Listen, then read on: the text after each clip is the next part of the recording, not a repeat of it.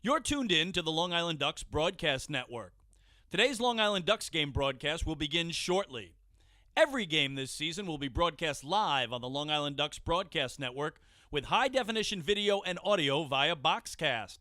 Fans can tune into the game on the Ducks' official Facebook page or YouTube channel, as well as the team's official website, liducks.com.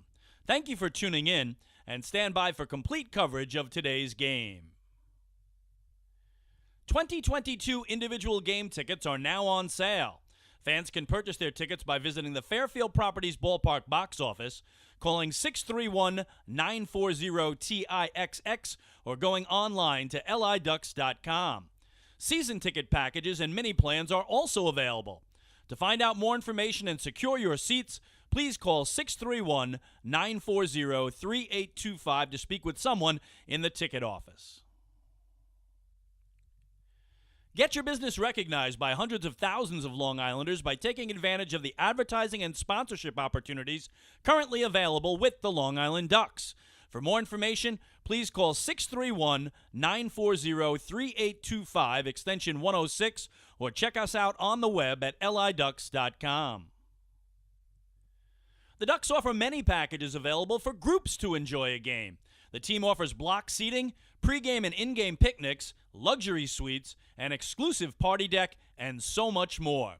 In addition, groups have the opportunity to take part in a variety of exclusive experiences, such as performing the national anthem or taking the field with the Ducks as the Nicolak Dream Team. Group ticket packages are now on sale. Please call 631-940-3825 to speak with someone in the group sales department. Looking for official Long Island Ducks merchandise, hard-to-find memorabilia, team apparel, and so much more? Then be sure to check out the Waddle Inn Shop, the official merchandise store of the Ducks.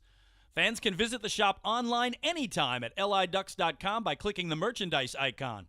The store is open on game days Monday to Friday from 10 a.m. to 4 p.m., and then during the game from inside the ballpark only.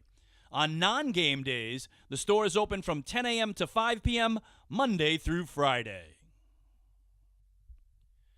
Children 14 and under can become members of the Bethpage Federal Credit Union Long Island Ducks Kids Club today. Kids will receive a unique gift package and take part in a variety of fun activities that come with being a member of the Kids Club.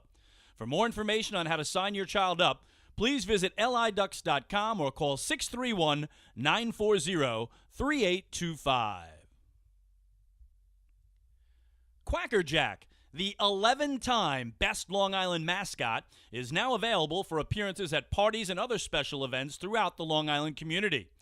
Please fill out and submit an appearance request form at liducks.com or contact the Community Relations Department at 631-940-3825 to book an appearance. Once again, thank you for tuning in to the Long Island Ducks Broadcast Network. Today's game will begin momentarily. You're tuned in to the Long Island Ducks Broadcast Network. Today's Long Island Ducks game broadcast will begin shortly. Every game this season will be broadcast live on the Long Island Ducks Broadcast Network with high-definition video and audio via Boxcast. Fans can tune into the game on the Ducks' official Facebook page or YouTube channel, as well as the team's official website, liducks.com. Thank you for tuning in, and stand by for complete coverage of today's game. 2022 individual game tickets are now on sale. Fans can purchase their tickets by visiting the Fairfield Properties Ballpark box office, calling 631-940-TIXX, or going online to liducks.com. Season ticket packages and mini plans are also available. To find out more information and secure your seats, please call 631-940-3825 to speak with someone in the ticket office.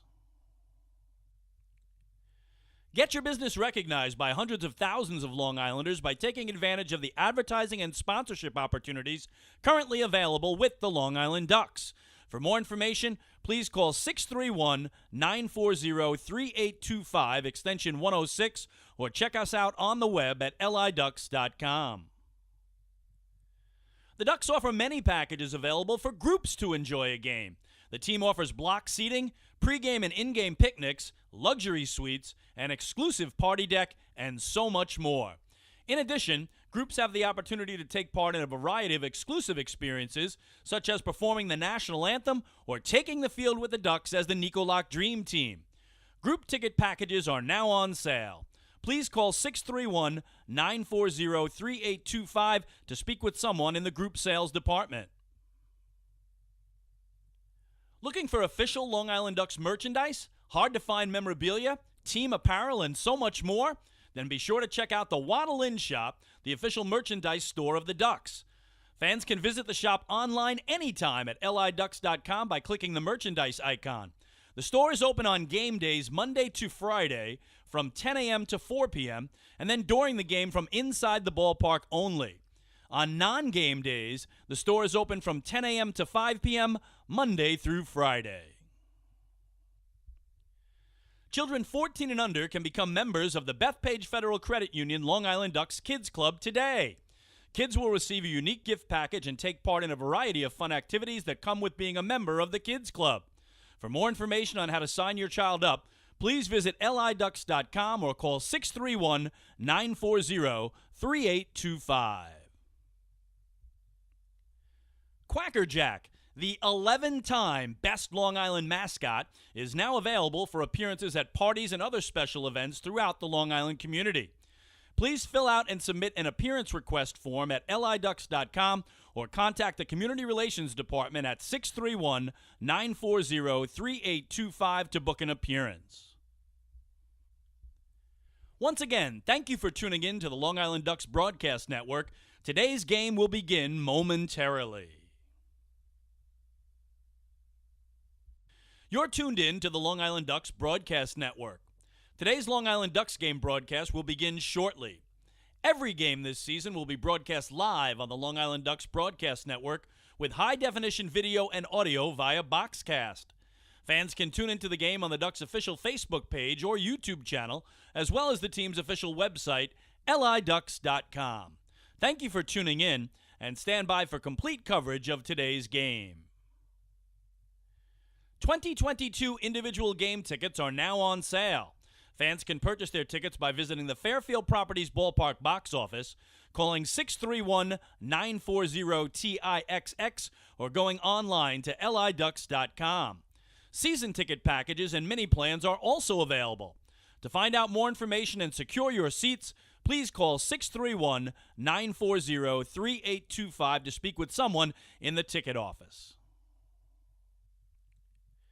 Get your business recognized by hundreds of thousands of Long Islanders by taking advantage of the advertising and sponsorship opportunities currently available with the Long Island Ducks. For more information, please call 631-940-3825, extension 106, or check us out on the web at liducks.com. The Ducks offer many packages available for groups to enjoy a game. The team offers block seating, pregame and in-game picnics, luxury suites, an exclusive party deck, and so much more. In addition, groups have the opportunity to take part in a variety of exclusive experiences, such as performing the national anthem or taking the field with the Ducks as the Nicolak Dream Team. Group ticket packages are now on sale. Please call 631-940-3825 to speak with someone in the group sales department.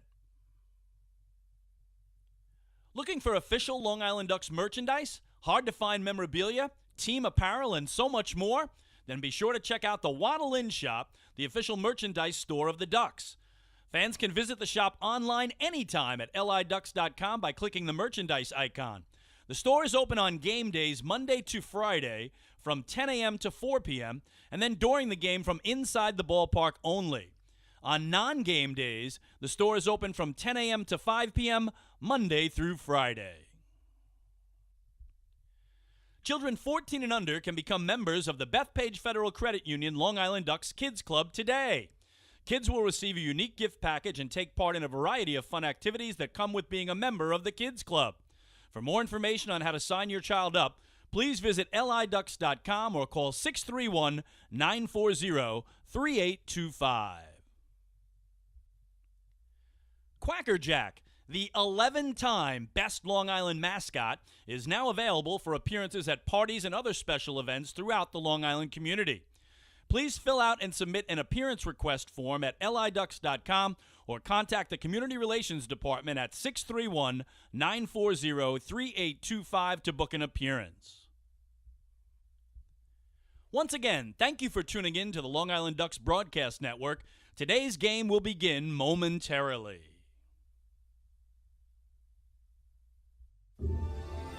This is Long Island Ducks baseball. Justin Davies at the plate, the winning run at third. Crowd going nuts. Swung on, bouncing ball left side, off the mitt, up third baseman Brad Strauss. Here comes Willie Rodriguez. Justin Davies has done it again. The Ducks are one quack away from the championship. Jason Johnson makes the catch. He makes the catch, and the Long Island Ducks have swept the Camden River Sharks. They are the 2004 Atlantic League champions. Line bunt up the third baseline. Esquivel charging in. They're not going to have a play, and the Ducks are the champions of the Atlantic League here in 2012. Going back is Adam Bailey. He settles under it. He makes the catch, and for a second straight year, the Atlantic League trophy will reside on Long Island. Swung on and missed for strike three. The Long Island Ducks have come to Texas, and they'll be bringing the trophy back home to Long Island. The Long Island Ducks are the 2019 Atlantic League champions. And now it's time for the Long Island Ducks pregame show. We are live here at Staten Island University Hospital Community Park, and it is time once again for Long Island Ducks baseball. And on this Sunday afternoon, it is the final game of a three-game series as the Long Island Ducks take on the Staten Island FerryHawks in the Battle of the Belts. Well, good afternoon, everybody. My name is Michael Pollack. I'll be bringing you the play-by-play for all of today's action. Thank you so much for joining us here on the Long Island Ducks Broadcast Network, coming to you on liducks.com, Facebook Live, and youtube.com/DucksBaseball. Ducks will be trying to bounce back and salvage the final game of this three-game weekend series. It has not been a good time for the Ducks this weekend. They have gotten outstanding starting pitching back-to-back days from Stephen Tarpley and Scott Harkin, and they don't have a win to show for it, losing the opening game of this series 1-0 in walk-off fashion. Staten Island won it on Friday night, and yesterday the Ducks taking a 2-1 lead from the beginning of the game all the way into the bottom of the eighth inning, when the FerryHawks sent 9 men to the plate, scored 3 runs, and won the game by the count of 4-2. So Staten Island earning their first ever series win over Long Island in this newly formed rivalry, the Battle of the Belt, and they'll be looking for their first series sweep of the Ducks here this afternoon. They are riding high. They won 2 out of 3 over Lancaster earlier this week, so back-to-back series wins for the FerryHawks, who have improved to 14-30 overall. They're just 1 game under 500 now here at home at 11-12, and back to 500 against their divisional opponents, the North Division, at 11-11. Meanwhile, the Ducks, who entered this series having won 7 games of their last 9, have now dropped back-to-back contests to fall to 2 games below 500 at 21-23 overall. They remain in 11.5 games behind the Southern Maryland Blue Crabs, whose magic number is now down to 11 to clinch the first half title in the North Division. Long Island also dropping to 7-13 on the road this year and 14-11 against the North Division.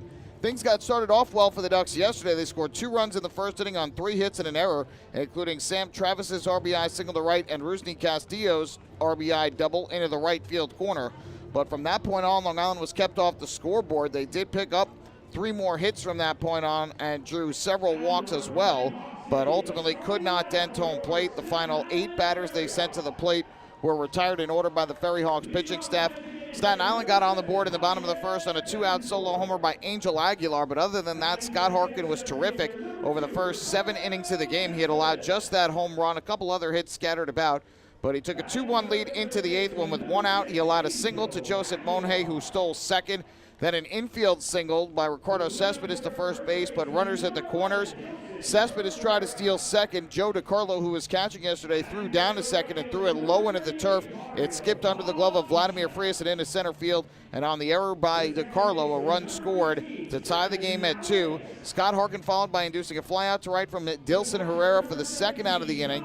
But in a 2-2 game, the Ducks went to their bullpen. They called upon Ryan Meisinger, who walked Angel Aguilar intentionally to put runners at first and second with 2 down. Meisinger then would walk 3 in a row, including Mario Bautista, Stefan Alamais to bring home the go-ahead run, and then John Nestor with the bases loaded drew a walk to add an insurance run. Victor Capian closed it out in the top of the ninth, and the FerryHawks won it 4-2. They out-hit the Ducks 7-6 yesterday. Each team committing an error. The Ducks left 7. The FerryHawks left 6 on base. Joe Kuzia, who tossed us 1-2-3 8th inning, got the win to improve to 2-2. The hard luck loss for Scott Harkin, who allowed 3 runs, 2 earned on 7 hits over 7 2/3 innings. The longest outing by any Duck this year. No walks, struck out 5, but he falls to 3-4. Victor Capian, his 5th save of the year. Game took just 2 hours and 24 minutes, the shortest game in FerryHawks history, and in front of a crowd of 1,268 yesterday, the second largest crowd of the season here at this ballpark. We'll step aside here on the pregame show. When we come back, I'll be joined by Ducks hitting coach Lou Ford to talk about the recent success of the starting pitching staff, but also the recent woes of the Ducks offensively. Hey fans, this is manager Wally Backman, and you're listening to Ducks Baseball on the Long Island Ducks Broadcast Network. When we see Long Island, we see you. Because at Catholic Health, we know that it's your remarkable lives that breathe life into our island. So at every Catholic Health hospital, practice, and care facility, we're able to provide the highest quality, most innovative care for your body, because our culture cherishes your humanity. Long live Long Island.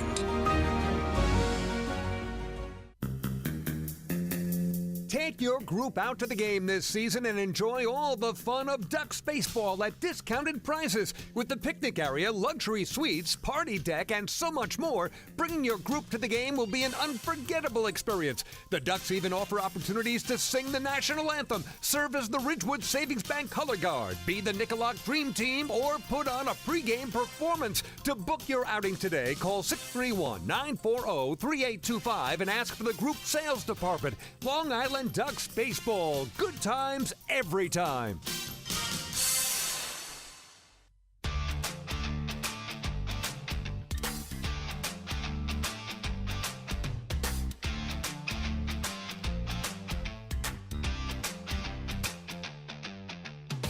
Back here in Staten Island, where the Long Island Ducks get set to play the middle game of this 3-game series, the final game of this 3-game series against the Staten Island FerryHawks. The Ducks offense has been struggling in this series, not so much to get men on base, but to get runs home. Just 2 runs yesterday, both in the first inning, nothing throughout the rest of the 8 innings they came to the plate, and they were shut out for just the second time this season on Friday night. I caught up with hitting coach Lou Ford to talk about that, but also to talk about the recent success of Long Island's starting pitching staff. Well, Lou, we'll start with the positive first, and that's another great start from a starting pitcher of yours. Scott Harkin was terrific last night. I know he got the loss, but what could you tell that was making him so dominant over the first 7 innings of the game yesterday? He attacked the strike zone. You know, he was able to keep his pitch count down. I think he had 70-something going into the 8th or so, and he was on pace there, maybe even to go a complete game. Ran into a little trouble there. We had a tight game, and we kind of got him out of there at that point. But he pitched great the whole game. I wish we could have had him some more run support. He might have went the whole way. When you look at your starting pitching of late, and it seems like one after the other, guys are putting together quality starts, keeping the opponent off the scoreboard. Given how the starting pitching began at the beginning of the season, does that give you more confidence that this will be kind of the way that you see the starters go from here on out? No, it's definitely a good sign that we're seeing improvement for our starters. I mean, that can happen. They're getting a little more experience. Their arms are getting used to throwing more pitches now, and they've seen some of these teams now too, so they have some experience there, and it's good to see them putting together a good performance. Hopefully, we can continue to ride our starters like we have been. You talked about the lack of run support, obviously, yesterday, just the 2 runs in the first inning, and then their pitching staff was able to keep you guys off the scoreboard. Do you get a sense that guys are putting a little extra pressure on themselves, especially with men on base, men in scoring position over these last several games? Well, there's little things you can do to get a couple more runs that we're not doing. We're not doing a couple little things on the bases that we could be doing, and then we're also we need to hit a little better. The guy yesterday pitched a pretty good game against us. He was able to limit the damage there, and that's been the case a lot of times. A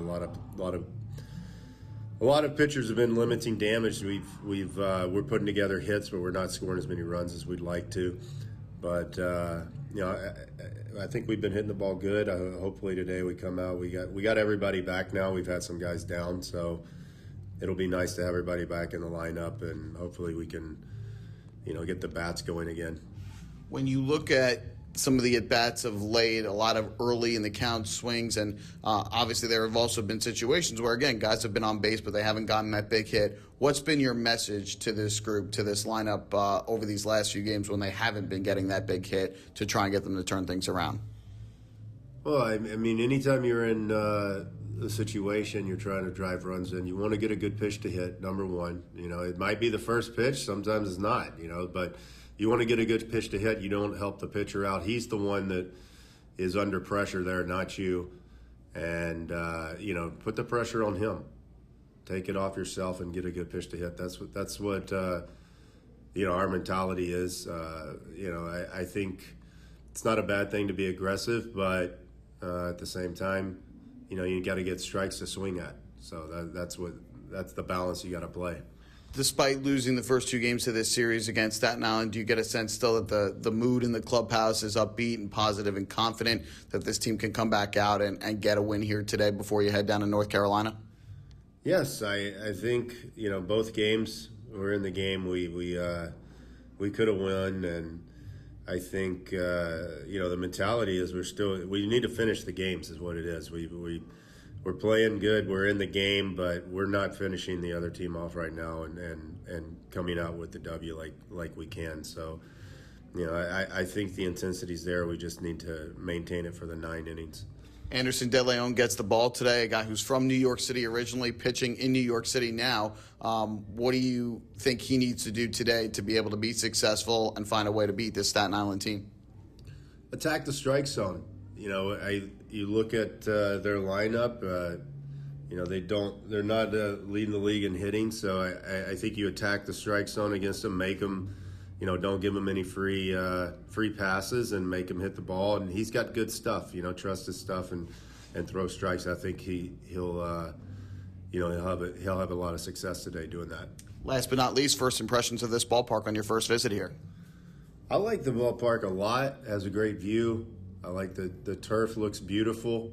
It's a little slower than normal turf, but it has a nice look to it. The stadium looks nice, and I just like to come out of here with some wins. That would make us feel a little better about it. But the ballpark's nice here. It's nice to come here for the first time. Awesome. Thanks so much for the time, Lou. Best of luck in today's series finale.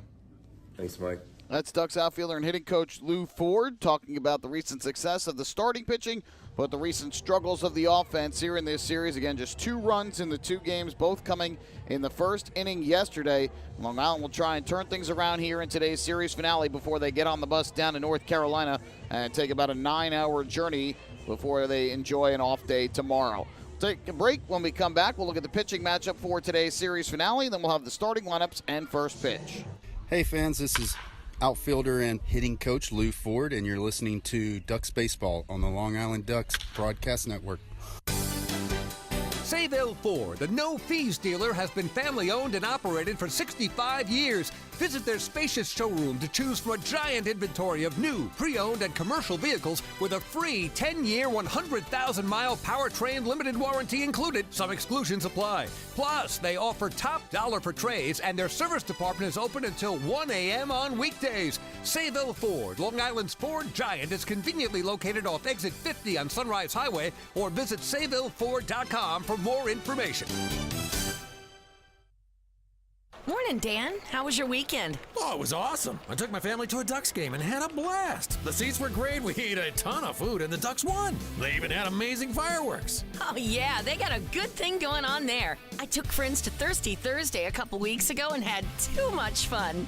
They should totally use us in one of their radio spots. You mean like the one we're doing right now? Sure, that works. Ducks Baseball. Good times every time. Get tickets at liducks.com.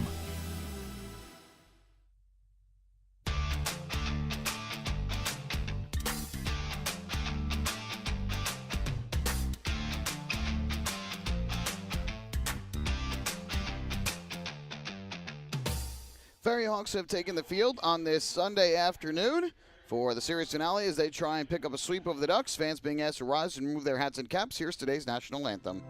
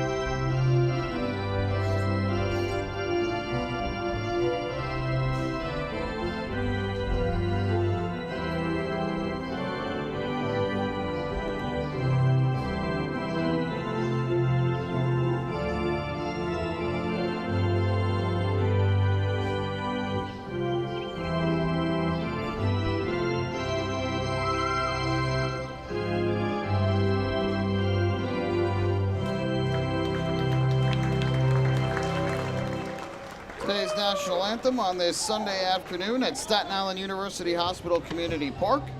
We are just about ready for baseball as the Long Island Ducks close out this three-game series against the Staten Island FerryHawks, trying to pick up a win before they head down to High Point, North Carolina.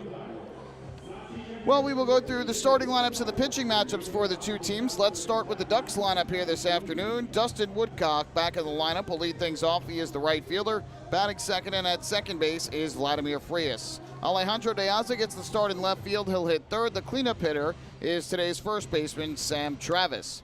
Batting fifth in center field, Rusney Castillo off a two-hit RBI game last night. Davidson Romero will play third base and hit sixth. Back behind the plate is Austin Rye. He'll do the catching and bat seventh. Devin Marrero is at shortstop. He will hit eighth, and rounding out the order is today's designated hitter, Johnny Turbo. Ducks will be facing right-hander Nick Carroll, who will be making his fourth start of the year. Thus far comes in 0-1 with an 8.10 ERA. Last pitched on June the 7th at Lancaster, took a no decision, but allowed 4 runs on 6 hits and 2 walks over 5 innings, struck out 3, and gave up 2 home runs in a 6-4 win for Staten Island. On the flip side of things, for Staten Island offensively, they will look like this. Javier Betancourt leads things off. He is today's designated hitter. Batting second in center field, Ricardo Cespedes. Angel Aguilar is at third base, sitting in the 3 spot. The cleanup hitter is today's first baseman, former Met Dilson Herrera. Mario Bautista is in right field, hitting fifth. Stefan Alames is at second base. He will hit in the 6th spot. John Nestor does the catching. He bats 7th. Alfredo Reyes is at shortstop, hitting 8th. And getting the start today out in left field for Staten Island, Kelsey Whitmore, the first female player in Atlantic League history. She gets a start today. Not her first of the year, but does get the start here at home out in left field for Staten Island.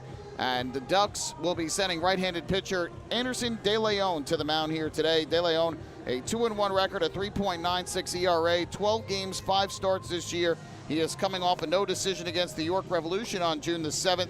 On Long Island, he allowed 3 runs on 5 hits and a walk over 5 innings that day. Struck out a season-high 6, but took a no decision in a game that the Revolution won 6-5 over Long Island. Ducks have now played 5 straight games that have been decided by 2 runs or less. 4 of those 1-run games and yesterday's 2-run ball game. And Ducks will be trying to get the offense going once again. It was pretty good at home. 5 runs, 6 runs, and 6 runs. They scored 9 runs last Sunday against Staten Island, but they've run into a bit of a dry spell of late. First pitch breaking ball is on the inside corner for strike 1. We are underway at 4:04 in the afternoon here from Staten Island University Hospital Community Park. Carroll's 0-1 is swung on and popped a mile high in the air behind third base. Backing up is Angel Aguilar, and onto the outfield part of the turf, makes the catch for the first out. Woodcock came in hitting .333 with 3 home runs and 16 runs batted in. So he pops out 1 away, and that'll bring up Vladimir Frias. Sunshine has broken through the clouds. It was a pretty dreary morning, and the forecast was calling for rain, but it seems that rain has passed. Right now, mostly blue sky over the ballpark here. Off into the distance, looking at the Manhattan skyline, there are some clouds over that. But here on Staten Island, looks pretty good. First pitch, fastball is a strike on the inside corner. 0-1 the count on Vladimir Frias. Switch hitting second baseman, batting from the left side. He's hitting .253 this year with 2 home runs and 15 runs batted in. 0-1, and that catches the outside corner for a strike called. 0-2. Warren Nicholson calling balls and strikes behind home plate here today. He's joined by Tony Gasandi, who's over at first base, and around at third, Fred DeJesus. 0-2. That one misses up and away for ball number 1. Ducks once again wearing their alternate orange uniforms here today with the feathered LI logo on the front left chest. 1-2 way off the outside corner. That'll even up the count at 2 balls and 2 strikes.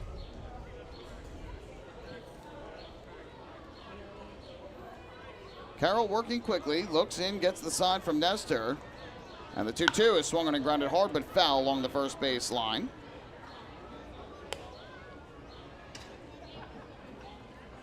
Staten Island kind of wearing a hybrid jersey. It's got some white, some gray, and it looks like some black. White pants, white cap that has a powder blue back and an orange bill. 2-2. Frias a foul ball, back upstairs behind home plate and off to our left.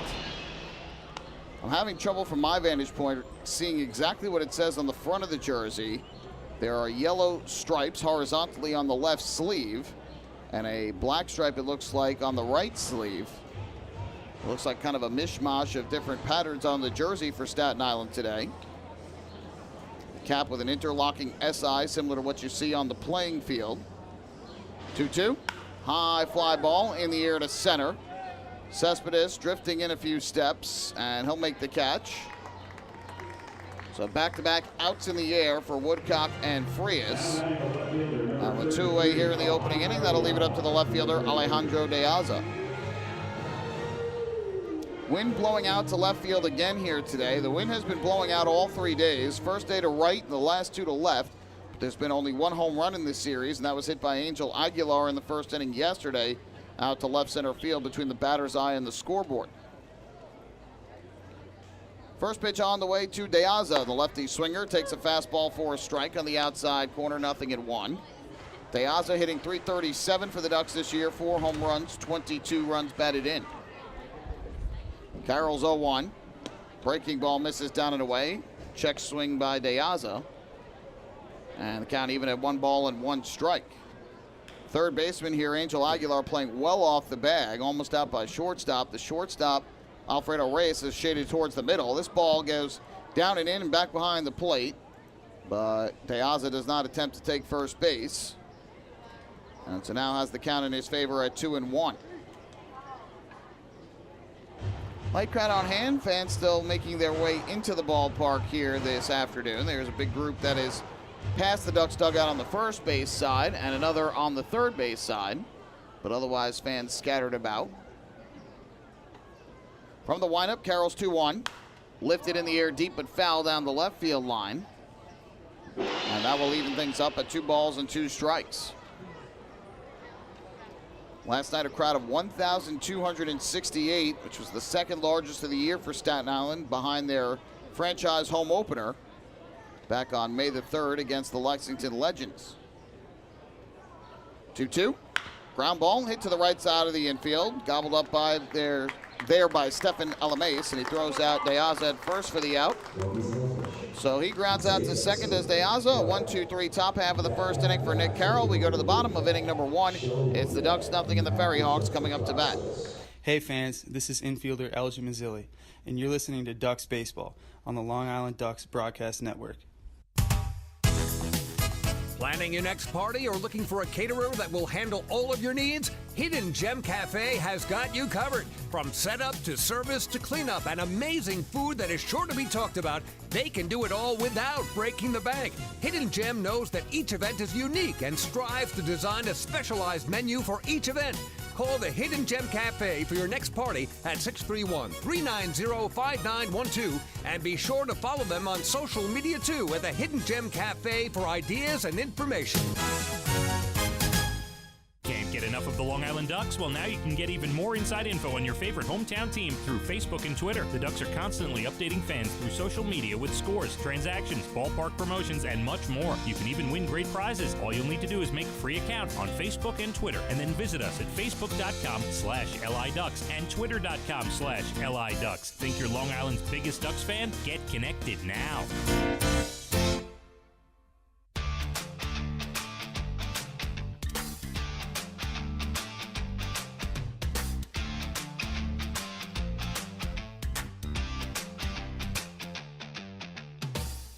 Every time a Ducks batter walks this season, it is a First National Bank LI walk to first.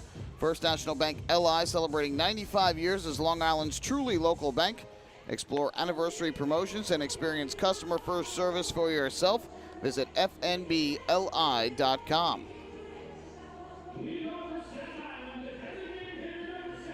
So we go to the bottom of the first after the Ducks are retired in order in the top half of inning one by Nick Carroll. Anderson De Leon gets the ball for the Ducks here this afternoon, trying to salvage the finale of this three-game set. And it'll be the designated hitter Javier Betancourt in the leadoff spot today for Staten Island.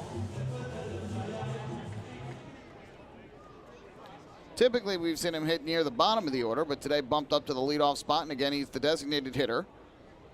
First pitch, and De Leon deals a fastball for a strike, 0-1. Now, De Leon not really pitching against his hometown team. He's from Brooklyn, so that would be more the Cyclones than it would be the FerryHawks in terms of local professional baseball. 0-1. Swung on and missed. Got tied up on the off-speed pitch inside, 0-2.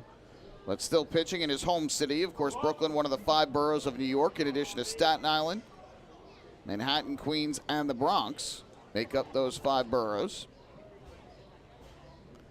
From the windup, De Leon's 0-2, and Betancourt a weak ground ball up the first base line. That'll stay foul. And so we'll do it again at 0-2. Betancourt hitting .246 this year with a home run and 9 RBIs.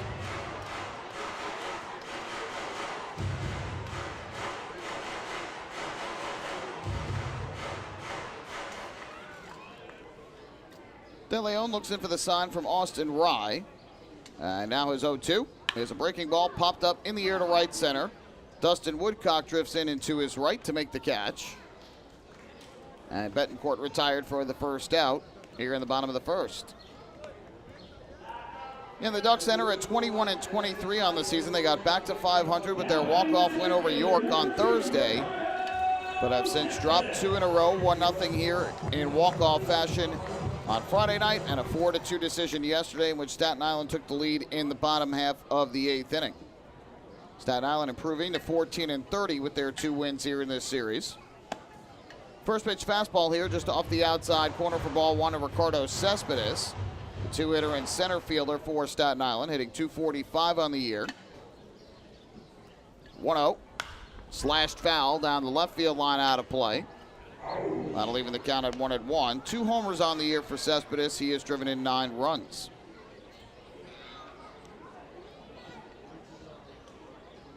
Wind continues to blow out towards left. A fairly stiff breeze today.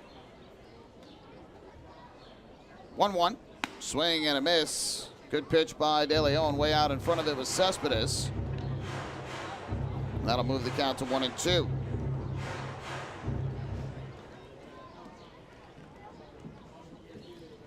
De Leon kicks and comes home, and Cespedes a line drive caught at first by Sam Travis. Didn't really have to jump, but he made a slight little leap just to get some extra height, and he makes the catch on Cespedes. 2 away in the inning. That'll bring up Angel Aguilar. You can tell not only is the wind strong by the movement of the flags, but if you look at the water here at the ballpark out behind the center field fence, that's of course New York Harbor, and you can see the water drifting from right to left fairly quickly because of that stiff breeze.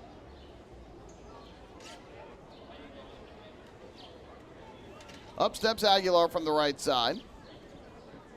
First pitch on the way from De Leon.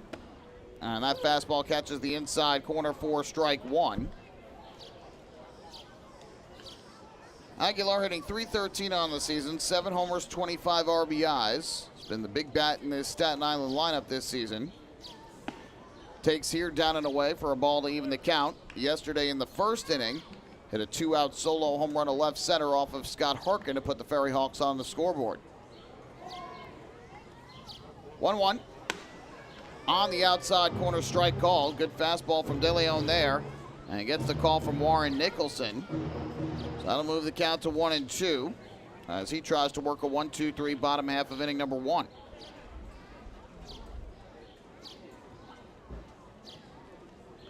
Rye flashes the signs. A long look in for De Leon. And now the 1-2. Tied up and inside. They appeal to first. And Tony Gasandi says no swing. Aguilar was just trying to back out of the way of it, but almost pushed the bat out in front of home plate. They say a ball, though, so check this swing, and it's 2-2.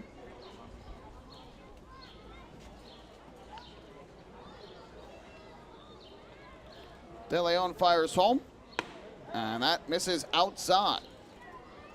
Good eye by Aguilar as he works the count full at 3-2. If he can get aboard, Dilson Herrera would be next for Staten Island.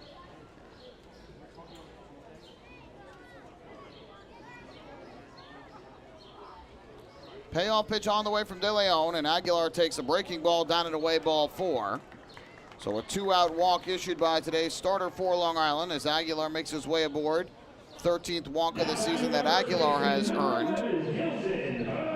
And with 2 away, that'll bring up Dilson Herrera. Anderson De Leon making his 13th appearance of the year, his 6th start. He is 2-1, a 3.96 ERA. Here in 2022.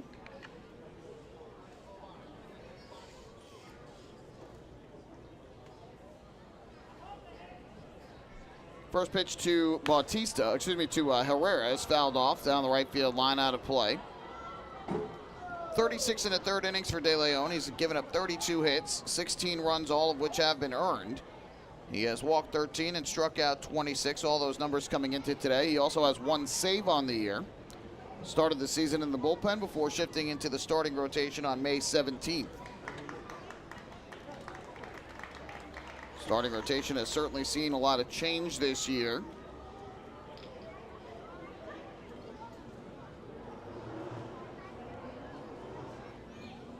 Oh, 1. Breaking ball lined over third and into left field. There's a base hit. Turning second and then slamming on the brakes is Aguilar as De Aza fires back in.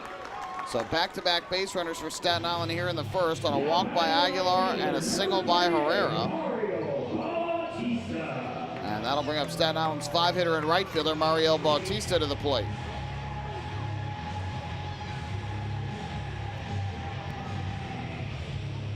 We were talking about the changes in the Ducks rotation. Only 2 of their original 5 starters in the rotation are left. And those are Akil Morris and Scott Harkin. Brett Kennedy, of course, had his contract purchased by the Red Sox. Hunter Caudell struggled and was subsequently traded to the Pioneer League. And Bennett Perry went down with an injury. So those are 3 of their original 5 starters out of the rotation for Long Island. Bautista, first pitch swinging, lifts a fly ball in the air to center. Drifting in on it, Rusney Castillo. They'll make the catch atop the SI logo in center field, and that'll retire the side here in the first. So the FerryHawks put 2 aboard with 2 outs in the inning, but Bautista retired on the first pitch he sees. No runs, a hit, a walk, 2 left. And after 1 inning of play, Long Island nothing and Staten Island nothing. Hey fans, this is pitcher Joe Iorio, and you're listening to Ducks Baseball on the Long Island Ducks Broadcast Network. PSCG Long Island wants you to know how to save energy and money in your home. Did you know energy-efficient appliances can use up to 25% less energy? Here's how to save. PSEG Long Island offers money-saving rebates when you purchase Energy Star appliances. Discover how a little energy efficiency know-how can mean savings in your home. Find more energy efficiency tips, tools, and money-saving rebates at pscgliny.com/save money. Want an awesome birthday without all the hassle? Book your Kona Ice birthday party with the Ducks today. 2 brand new packages are now available, including our exclusive game room suite. Along with enjoying an exciting Ducks game, your birthday child and his or her friends will have a blast playing video games on Nintendo Switch, Xbox, and PlayStation 4 in their very own private luxury suite. Plus, they'll be treated to food, beverages, snacks, and much more. Kona Ice birthday parties with the Long Island Ducks, the party of a lifetime.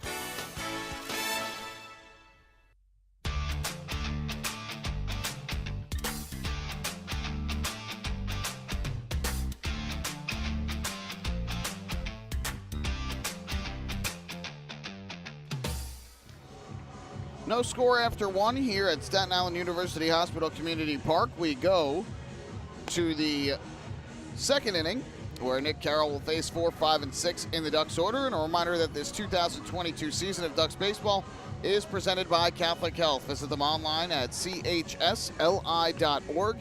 Catholic Health, long live Long Island. De Leon got into a little bit of trouble in the first inning. He allowed a walk and a single with 2 outs in the inning before he was able to retire Mario Bautista on the fly ball to center.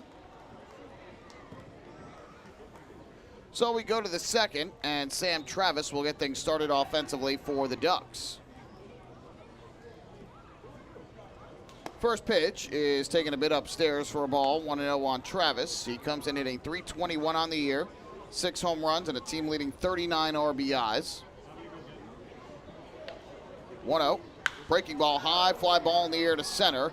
Back goes Ricardo Cespedes, and in front of the warning track, he'll make the catch and straightaway center for the first out. Travis gave it a ride, but not deep enough. 1 away here in the second, and that'll bring up the center fielder, Rusney Castillo, to the plate. It's just 390 feet to the wall in center field, so not a very deep outfield at all. It's a bit deeper to left and left center than it is to right. 320 to the wall in left, 318 to the wall in right. First pitch fastball here misses upstairs, and it's 1-0 on Rusney Castillo, bumped up to the 5th spot of the order today. Sitting .293 this year, 2 homers, 16 runs batted in. 1-0, and that misses low. 2 balls and no strikes. 4th start of the year for Nick Carroll. Made his debut May 26th against York. He was roughed up for 8 runs, 5 earned on 7 hits and 3 walks in 2 1/3 innings. Castillo a drive to right. That ball's hit well. Back goes Mario Bautista. It's over his head. 1 hop it off the wall. Castillo around first. He'll dig in a second, and he's in there safely with a 1-out double. Good piece of hitting once again for Rusney Castillo. He had 2 hits in yesterday's game, both doubles the other way. 1 deep down the right field line, 1 just inside the bag at first, and here drives 1 the other way again and rockets it over the head of Bautista. So make it 8 doubles on the year for Rusney Castillo. I believe that's now a 12-game on-base streak for Castillo. Just going to confirm that here real quick. Indeed it is. Has at least 1 hit in 10 of those 12 games, multiple hits in 5, and he's hitting .396 during the streak coming in. First pitch here is a curveball that misses low and inside for ball 1 to Davidson Romero. 6-hitter and third baseman for the Ducks, hitting .252, 6 home runs, 17 runs batted in. Ducks have their first base runner of the day, each team now with a hit. 1-0, and Romero takes an off-speed pitch inside under the hands for ball 2. Overall, Carroll 0-1, an 8.10 ERA through 3 starts coming in. 20 hits and 13 1/3 innings, has allowed 15 runs, 12 earned, 7 walks to 7 strikeouts. 2-0, and that slider just missed the outside corner. Might have been a little low as well. Good eye by Romero. That was a close pitch, but he takes it for ball 3, and now in the driver's seat at 3-0. Let's see if he gets the green light. Carroll comes set, kicks and fires home. Romero swings away at 3-0 and cuts through the offering for strike 1. Pitch looked like a changeup over the inner half of the plate. So now the count 3-1. I think that would have been a strike regardless. Castillo leads off second. Here's the 3-1 from Carroll, and Romero takes on the outside corner for strike 2. Took a step or 2 towards first, thinking he had ball 4, but pitch catches the outside corner. So now the count full on Romero with Austin Rye waiting in the on-deck circle for Long Island. Carroll has the pitch he likes. The payoff pitch on the way to the plate, and Romero takes a called strike three over the inside corner. Romero disagrees with the call from Warren Nicholson, the home plate umpire. Nice job by Carroll to bounce back and get the strikeout after falling behind 3-0. First K of the game. And now with 2 down, that'll leave it up to the catcher, Austin Rye.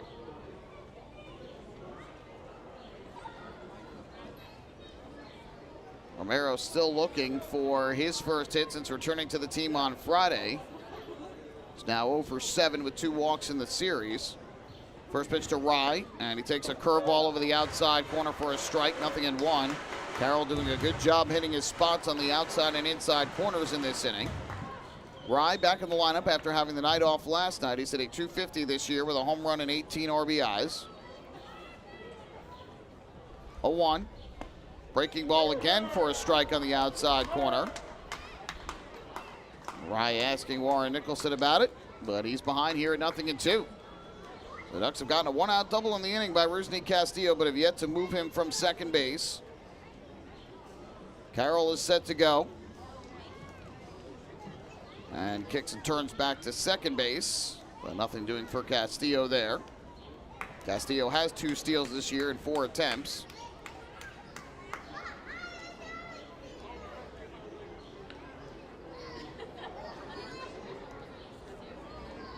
(0-2) is way outside. That'll move the count to 1 ball and 2 strikes. Last time that Carroll pitch was in Lancaster on June 7th. That was Tuesday night. 4 runs, 6 hits over 5 innings. Walked 2, struck out 3, gave up a pair of home runs. Took a no decision in a 6-4 win for the FerryHawks. 1-2. Swing and a miss, strike 3. Austin Rye cuts through the fastball from Carroll. Back-to-back strikeouts by the righty. And the Ducks waste the double from Castillo. No runs, a hit, man left on base. To the bottom of the second we go. No score between the Ducks and the FerryHawks. Hey fans, this is first baseman Sam Travis, and you are listening to Ducks Baseball on the Long Island Ducks Broadcast Network. Hey, Ducks fans, the official hotel of the Long Island Ducks is the Radisson Hotel, Hauppauge, Long Island. It's centrally located on the North Shore of Long Island and offers a home away from home for both business and leisure guests. The Radisson Hotel, Hauppauge, Long Island features an indoor pool, 24-hour business center, a fitness center, and complimentary Wi-Fi in all guest rooms. Enjoy the contemporary American cuisine at the Fountain Grill restaurant or grab a quick bite to eat at Cafe Pronto. And best of all, it's only minutes away from Bethpage Ballpark. The Radisson Hotel, Hauppauge, Long Island, the official hotel of the Long Island Ducks. Call 631-231-1100 today. That's 631-231-1100. Your source for everything Ducks is liducks.com. The official website of the Long Island Ducks is the best place to stay up to date with Long Island's hometown team. Purchase tickets to the game, see the full promotional schedule, visit the online store, read the latest news stories, and watch every game live right on the homepage. The site offers an optimal browsing experience on either your computer or mobile device. liducks.com, the official website of the Long Island Ducks, your one-stop shop for all things Ducks baseball.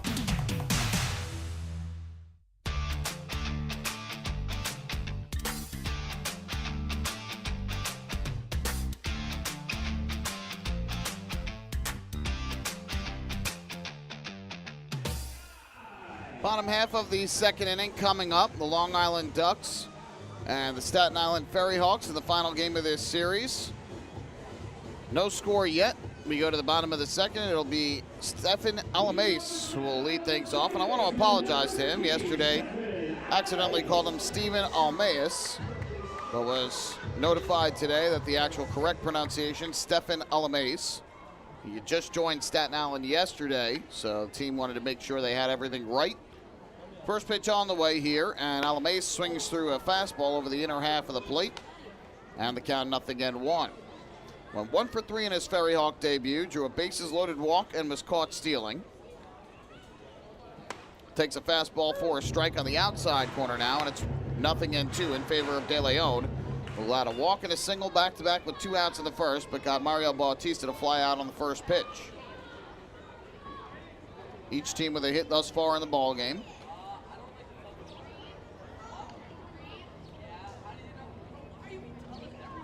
De Leon again stepping off the rubber as he goes through the signs with Austin Rye. 0-2. Misses up and away. And that ball 1. Alamace had been previously in the Pirates organization, was with AA Altoona in 2019. 1-2. And the breaking ball down and away. Evens the count up at 2 balls and 2 strikes. He'll be followed by John Nestor and Alfredo Reyes in the inning. Only one lefty in the lineup, Ricardo Cespedes. In fact, he's the only lefty position player on this team for Staten Island. 2-2. Swing and a miss, strike 3. Got him to chase down in the zone on a fastball. De Leon picks up his first strikeout of the ball game. And there's one away here in the bottom of the second.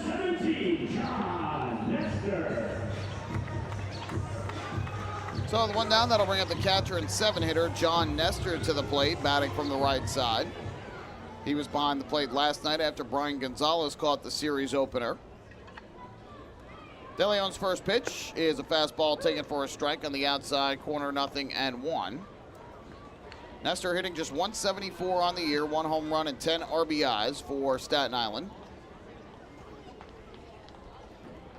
0-1. De Leon hits the outside corner again with a fastball. He's doing a good job spotting up on the corners as well. And that'll run the count quickly here to 0-2.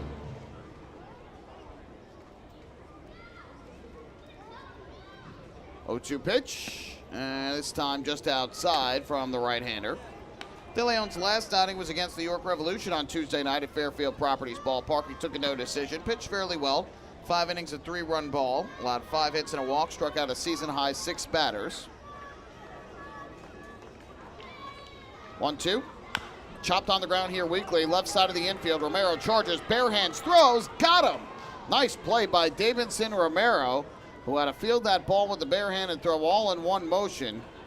But he's able to retire John Nestor on the ground ball for the second out of the inning.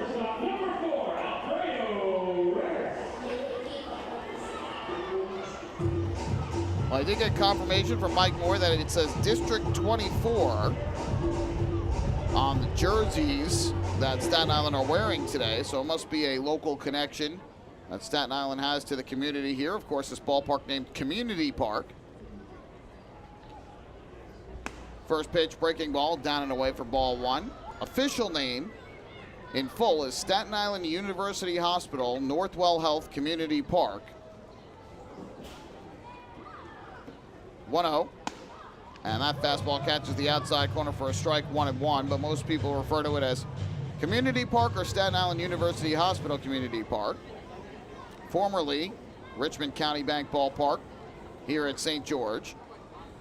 1-1.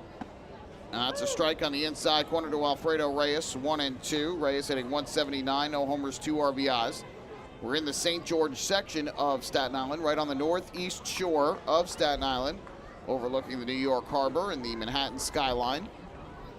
Swing and a miss, strike 3. Good off-speed pitch from Anderson De Leon. 2 strikeouts in the inning. He retires the FerryHawks in order, which means this is a PSEG Long Island energy-efficient inning. With energy efficiency programs from PSEG Long Island, saving on your electric bill is also as easy as 1, 2, 3. Visit PSEGLINY.com/efficiency. It's just one more way PSEG Long Island is making things work for you. Hey fan, this is pitcher Anderson De Leon, and you're listening to Duck Baseball on Long Island Ducks Broadcast Network. PSCG Long Island wants you to know how to save energy and money in your home. Did you know energy-efficient appliances can use up to 25% less energy? Here's how to save. PSEG Long Island offers money-saving rebates when you purchase Energy Star appliances. Discover how a little energy efficiency know-how can mean savings in your home. Find more energy efficiency tips, tools, and money-saving rebates at pscgliny.com/save money. Want an awesome birthday without all the hassle? Book your Kona Ice birthday party with the Ducks today. 2 brand new packages are now available, including our exclusive Game Room Suite. Along with enjoying an exciting Ducks game, your birthday child and his or her friends will have a blast playing video games on Nintendo Switch, Xbox, and PlayStation 4 in their very own private luxury suite. Plus, they'll be treated to food, beverages, snacks, and much more. Kona Ice birthday parties with the Long Island Ducks, the party of a lifetime.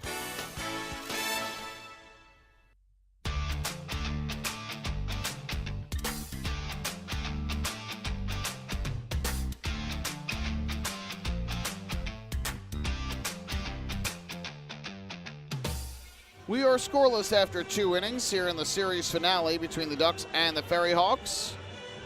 It's the final game of this 3-game set, but these two teams will be meeting plenty more times. In fact, 25 more games between them after today. They will face again here at the end of June 27th through the 29th, a Tuesday through Thursday. They will then play a 4-game home-and-home series, 2 here on Staten Island, July 4th and 5th, and then 2 at Fairfield Properties Ballpark, July 6th and 7th. And then they'll face again once in August, and then 3 consecutive weekend series against each other in September. Breaking ball swung on and missed for strike 1 by Devin Marrero. 3 consecutive weekends in September, Labor Day weekend here, the following weekend on Long Island, and then the last weekend of the regular season again here in Staten Island. Breaking ball taken for a ball here, 1-1 on Marrero. The 8-hitter and shortstop hitting .254 with a home run and 20 RBIs. 1-1, and that breaking ball downstairs once again. 2 balls and 1 strike. In total, 34 games between the two teams, 17 in each ballpark.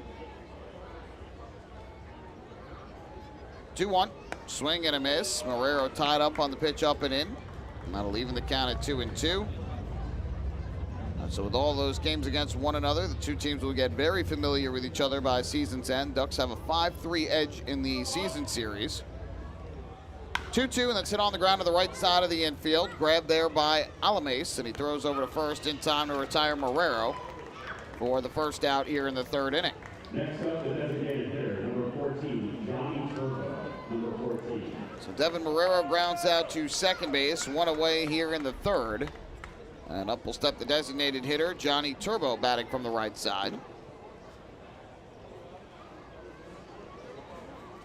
Carroll's done a good job thus far. He has retired 7 of the 8 hitters that he has faced. First pitch here, swung on and missed, strike 1. 3rd consecutive pitcher the Ducks are facing in this series, who has struggled this season, but all 3 to this point have looked very good. 0-1.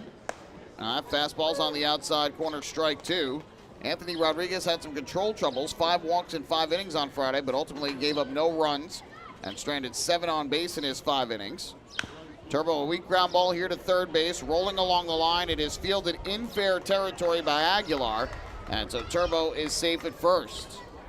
He had no chance to get Turbo. It would have been close. That ball might have had a chance to veer to the left of the base, but it was going to be tough to see that happen. So an infield single for Johnny Turbo, 2nd hit of the game. So we were saying yesterday, Anthony Auletta had some troubles this year. He gave up 2 runs in the 1st inning on 3 hits and an error, but ultimately no earned runs in his 5 innings, gave up 4 hits and a walk while striking out 5. So 1 on, 1 out for the Ducks. Back to the top of the order we go for Dustin Woodcock. He hits from the left side. First pitch on the way. And Woodcock takes a breaking ball for a strike at the knees, 0-1. Woodcock had the day off yesterday with the lefty on the mound, but he did play the series opener against the lefty, and he was 1 for 3 with a walk.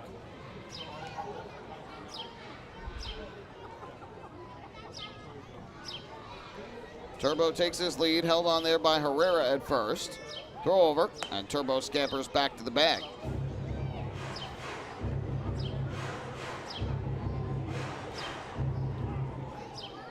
Turbo 2 steals in 3 attempts this year. So if he tries to take off at any point during this at bat. Carroll has the pitch he likes. And the 0-1. Swung on and lifted in the air to left field shallow. Kelsey Whitmore tested for the first time today. She'll make the catch. And there's the second out. Great to see Kelsey Whitmore out there in left field. First female player in Atlantic League history. She started a game for Staten Island against Gastonia back on May 1st. And gets the start in left field today here in the series finale. She is due to come up in the bottom half of this third inning.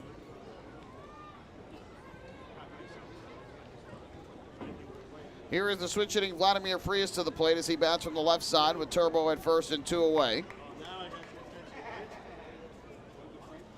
First pitch from Carroll. Frias takes a breaking ball outside, 1 ball and no strikes. Vladimir Frias with a fly out to center field his first time up. Yesterday had his on-base streak come to an end at 22 consecutive games. And tough for him to see it come to an end, and we'll tell you why after this 1-0. Pitch is a breaking ball up and away, 2-0. In his first at bat of the game yesterday, he drove a ball to the warning track in center field. Ricardo Cespedes retreated on it and kind of reached up with his glove over his head a bit to try and make the catch. It deflected off the glove as he fell to the turf. That was ruled an error, the first of the year on Cespedes. A tough error to give, especially with how hard and how far Frias hit the ball. 2-0. That fastball's outside. Good eye by the Ducks second baseman. Aside from that, he had grounded out to third twice and struck out looking, so Frias has a 22-game on-base streak come to an end, the longest by a Ducks player this year, surpassing Johnny Turbo's 20-game on-base streak. 3-0 is on the inside corner for a strike. Frias, unlike Romero, not swinging away at 3-0 as Romero did last inning. He's worked the count to 3-1, a good hitter's count for the Ducks second baseman.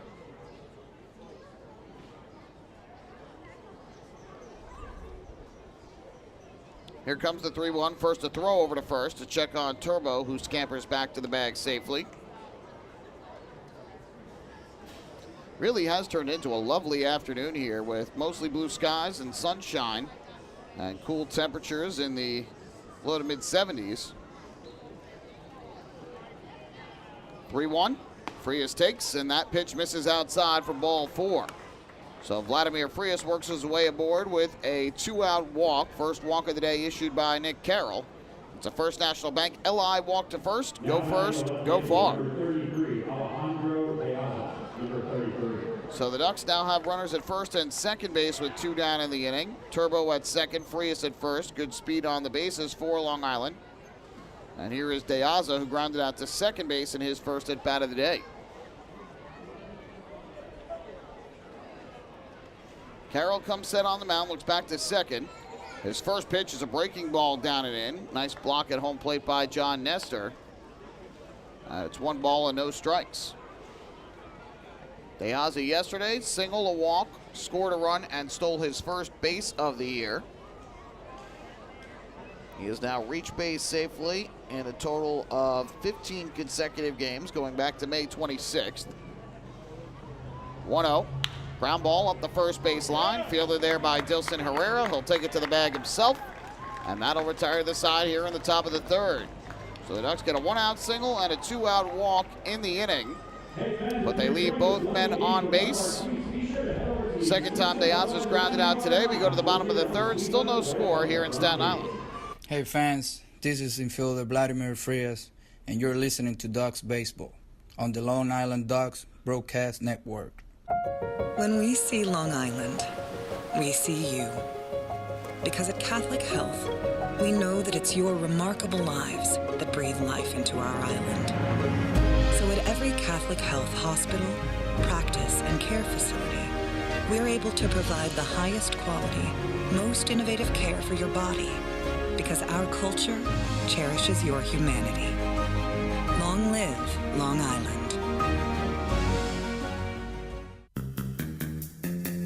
Take your group out to the game this season and enjoy all the fun of Ducks baseball at discounted prices with the picnic area, luxury suites, party deck, and so much more. Bringing your group to the game will be an unforgettable experience. The Ducks even offer opportunities to sing the national anthem, serve as the Ridgewood Savings Bank color guard, be the Nicolak Dream Team, or put on a pregame performance. To book your outing today, call 631-940-3825 and ask for the group sales department. Long Island Island Ducks baseball. Good times every time.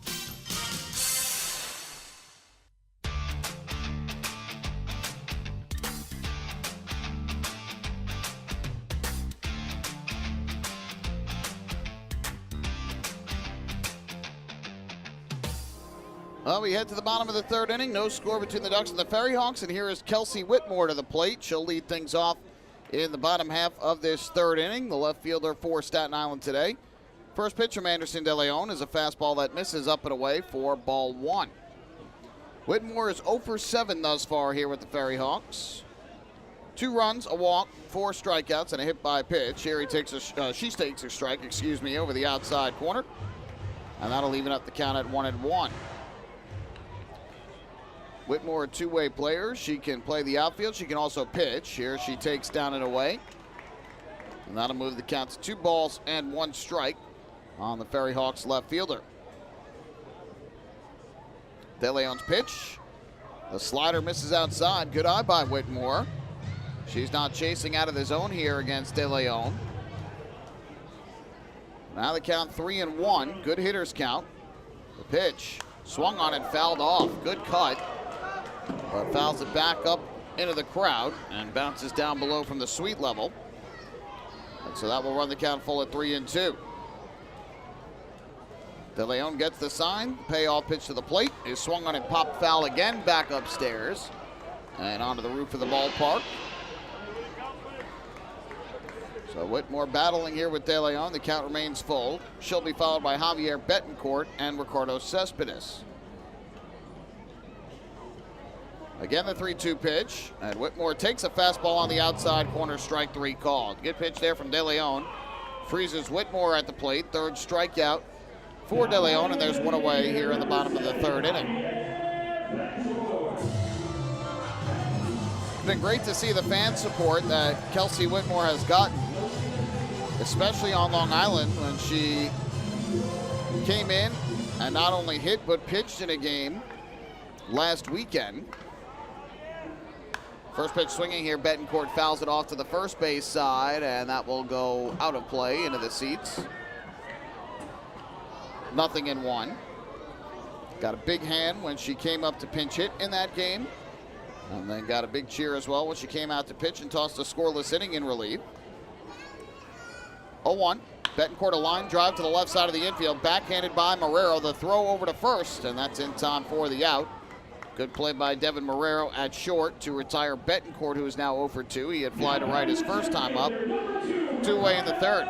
Fans are sure to follow all season long as the Ducks team up with Island Federal Credit Union to hit home runs for hunger. Every time a Ducks player hits a home run at Fairfield Properties Ballpark, Island Federal will donate $100 to Long Island Cares in an effort to help improve food security for families on Long Island. Island Federal Credit Union, catch the wave to better banking. First pitch swinging, Cespedes a line drive, base hit into right field over the head of Vladimir Frias. FerryHawks with their second hit of the ball game. And Cespedes, who had lined out to first back in the opening inning. Another hard hit ball, this time he gets it to the outfield. So Staten Island with a 2-out base runner. All 3 of their base runners today have come with 2 outs in an inning. De Leon allowed a walk and a single in the first before he was able to get out of it.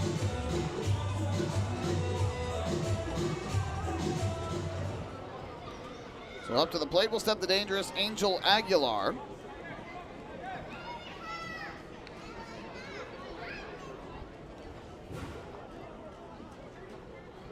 First pitch on the way from De Leon, and he deals a fastball strike outside corner, 0-1 the count. De Leon this year has done well with 2 outs in an inning. Opponents hitting just 6 for 42 against him coming in. That's a 143 average. They're hitting 286 with no outs, 245 with 1 out in an inning against the right-hander. De Leon now from the stretch with the runner on. Here comes the 0-1. Aguilar takes a breaking ball down her way. They throw to first, and he got him. Oh, what a throw by Austin Rye. Down to Sam Travis at first, who applies the tag on Ricardo Cespedes. He's picked off at first, 2-3, and that'll retire the side here in the second inning. Good heads-up play by Austin Rye. No runs, 1 hit because of the pickoff. Nobody left on base. We'll head to the fourth. Good pitchers duel thus far here in Staten Island. Ducks and the FerryHawks remain scoreless. Hey fans, this is pitcher Akil Morris, and you're listening to Ducks Baseball on the Long Island Ducks Broadcast Network. Sayville Ford, the no-fees dealer, has been family-owned and operated for 65 years. Visit their spacious showroom to choose from a giant inventory of new, pre-owned, and commercial vehicles with a free 10-year, 100,000-mile powertrain limited warranty included. Some exclusions apply. Plus, they offer top dollar for trades, and their service department is open until 1 a.m. on weekdays. Sayville Ford, Long Island's Ford giant, is conveniently located off Exit 50 on Sunrise Highway, or visit SayvilleFord.com for more information.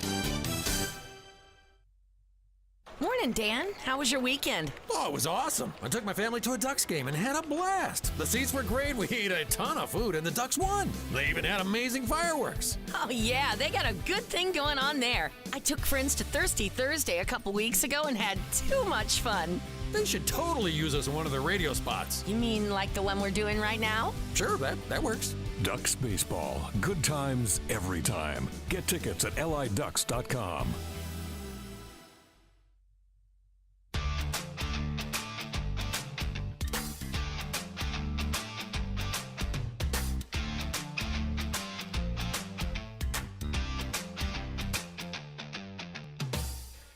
Well, we head to the fourth inning here at Staten Island University Hospital Community Park. Ducks and the FerryHawks are scoreless, each team with a couple of hits, but nothing to show for it to this point. Nick Carroll and Anderson De Leon have looked strong on the mound. As we head to the fourth, I'm joined back here in the broadcast booth by Mike Moore, who's been able to enjoy the nice sunshine that has broken through the clouds here on this Sunday afternoon. As we go to the fourth, it'll be the middle of the order for the Ducks. Sam Travis, Rusney Castillo, and Davidson Romero due up to the plate. Once again, Mike, the Ducks struggling to get much offense going against a pitcher who has struggled this season for Staten Island. Pitching has been the theme for this entire series, and it continues here early in this ballgame today, Michael. So here is Sam Travis to get things started. First pitch on the way is a breaking ball low for ball one. Travis hit the ball well his first time up to deep center field, but the ball was caught in straightaway center by Ricardo Cespedes, just shy of the warning track. 1-0 fastball, and that's outside for ball two. I don't know about you, Mike. I love baseball, but that cruise ship that's making its way out from behind the center field fence, that looks pretty enticing right about now. The Celebrity Summit. Think we can swim there? Slider here, misses outside, 3-0. I think if we leave right now, we could get there. You think we can get there in time? Yes. All right, I'll follow your lead. We have a job to do, though. That's very true. Can't leave our viewers hanging. 3-0 the count. Here's the pitch. This one just missed. Good pitch there from Carroll. He thought he had strike one, but it's down and away, ball four. So second walk of the day issued by Carroll. We're celebrating another First National Bank LI walk to first. Go first, go far. And that's a 5-game on-base streak now for Sam Travis. Yeah, good to see him back in the lineup, and he's played all 3 games at first base for Long Island in this series. Last 2 series at home was kind of rotating between DH and first base just to make sure his legs were okay. He had a lower leg injury that caused him to miss 9 games earlier this year. First pitch to Rusney Castillo is taken for a strike, 0-1. There haven't been many offensive stars in this series, but I think Castillo has to be one of them. Had 2 hard-hit baseballs yesterday for doubles and a hard-hit double again here today over the head of Mario Bautista in right back in the second inning. 0-1. Now that one comes up and inside, almost clipped him on the arm. 1-1. And the thing that continues to impress me, Michael, in this series is the way that Castillo is taking the ball to the opposite field, exactly where it's being pitched to him. He's been a little streaky this year, but when he's gotten hot, he really has hit the ball well, and as you mentioned, drive the ball the other way. 1-1. Breaking ball's popped foul off to our right, back upstairs behind home plate. And Carroll gets ahead in the count at 1 ball and 2 strikes. It must be such a challenge for these pitchers in this ballgame to know that the way the trend has been in this series with very few runs, that 1 run could be the difference. They have to really focus on each and every pitch in the at-bats they face. Staten Island has not hit the ball well all year long. The Ducks have had some ups and downs offensively throughout the course of the year, but right now in a little bit of a rut. Just 2 runs in this series. 1-2. Castillo, another drive the other way to right, but Bautista is going to catch up to this one. He'll make the grab, running to his left. And there's the first out here in the 4th inning. You could see in that at-bat the defense was somewhat shaded towards right center, maybe seeing that that's the way Castillo has been going through a majority of this series. Obviously, with the way he's been hitting the ball, you'd have to think that at some point the team would catch on that maybe they should shift over a little bit. But there, Bautista didn't have to go too far to try and catch that one. So Castillo retired for the first out. Here's Davidson Romero. Carroll's first pitch. Romero takes a fastball upstairs. It's 1 ball and no strikes. Romero in his first at-bat got ahead in the count 3-0, swung at the 3-0 pitch for strike 1, and ultimately went down looking. And he was very unhappy with the last 2 pitches that were called against him in that at-bat. And Warren Nicholson, the home plate umpire today. 1-0. That's lined into left field. There's a base hit. Good, solid contact off the bat. We don't have exit velocity here in the Atlantic League, but at least not live where we could tell you right away. But boy, was that ball hit hard. He got the count in his favor and saw that Farrell had to challenge him with a fastball, and Davis was able to pull it into left field. So the Ducks with a walk and a single here in the 4th. They've got 2 men on with 1 man out. Their best chance of the game thus far to try and break through. They're now out hitting the FerryHawks 3-2 in the game, and here is Austin Rye, the catcher and 7-hitter, to the plate. First pitch from Carroll. Rye takes a curveball that drops in for a strike, 0-1. Rye struck out swinging his first time up. Played the series opener and was 0 for 4 at the plate. Also was caught stealing. 0-1. Popped him up in the air right side of the infield. Infield fly rule in effect, and the ball caught by Dilson Herrera. So Austin Rye unable to move the base runners at all. That's the second out here in the 4th, and with 2 away, that'll leave it up to Devin Marrero. And Rye was very frustrated with that at-bat there. The pitch was in his wheelhouse, and he just got under it. He threw his bat down in frustration. 0 for 4 now are the Ducks with runners in scoring position in the game. So with 2 on and 2 out, that'll leave it up to Marrero, who grounded out to second base his first time up. First pitch, and he takes a strike over the outside corner. Marrero came into this series hot at the plate, went 0 for 3 with a walk in the series opener, and 0 for 4 with 2 strikeouts yesterday. Travis leads off second, Romero off first. Here's the 0-1, and Marrero takes a breaking ball down in the turf to even up the count at 1 ball and 1 strike. We talked about the success of the pitching staffs in this series. Coming into this 3-game weekend set, the Ducks have been really good with runners in scoring position and with runners in scoring position and 2 out, but they haven't been getting the big hit thus far. And credit where credit's due to Staten Island's pitchers. They've made the pitches when they've needed to, but I'm sure some Ducks would like some of those at-bats back as well. 1-1, good curveball. That catches the outside corner, much to the chagrin of Marrero, who's now behind at 1-2. So now all of a sudden Nick Carroll is a strike 3 away from getting out of trouble in the inning after issuing the leadoff walk to Travis and the 1-out single to Romero. Long looking for the sign, now has the pitch he likes. The 1-2, breaking ball, fouled back and off to our right. Thus far, Carroll has thrown 62 pitches, 37 for strikes. And the reason for his success really is that he's been getting ahead against these Ducks batters early on. Not so important to get ahead in the count, but I thought early in the game especially he was doing a good job pinning the corners and getting the strike calls that he wanted from Warren Nicholson. Long look in here, has the pitch he likes now from Nestor. And the 1-2 is down in the turf. Good block by Nestor to keep the runners put.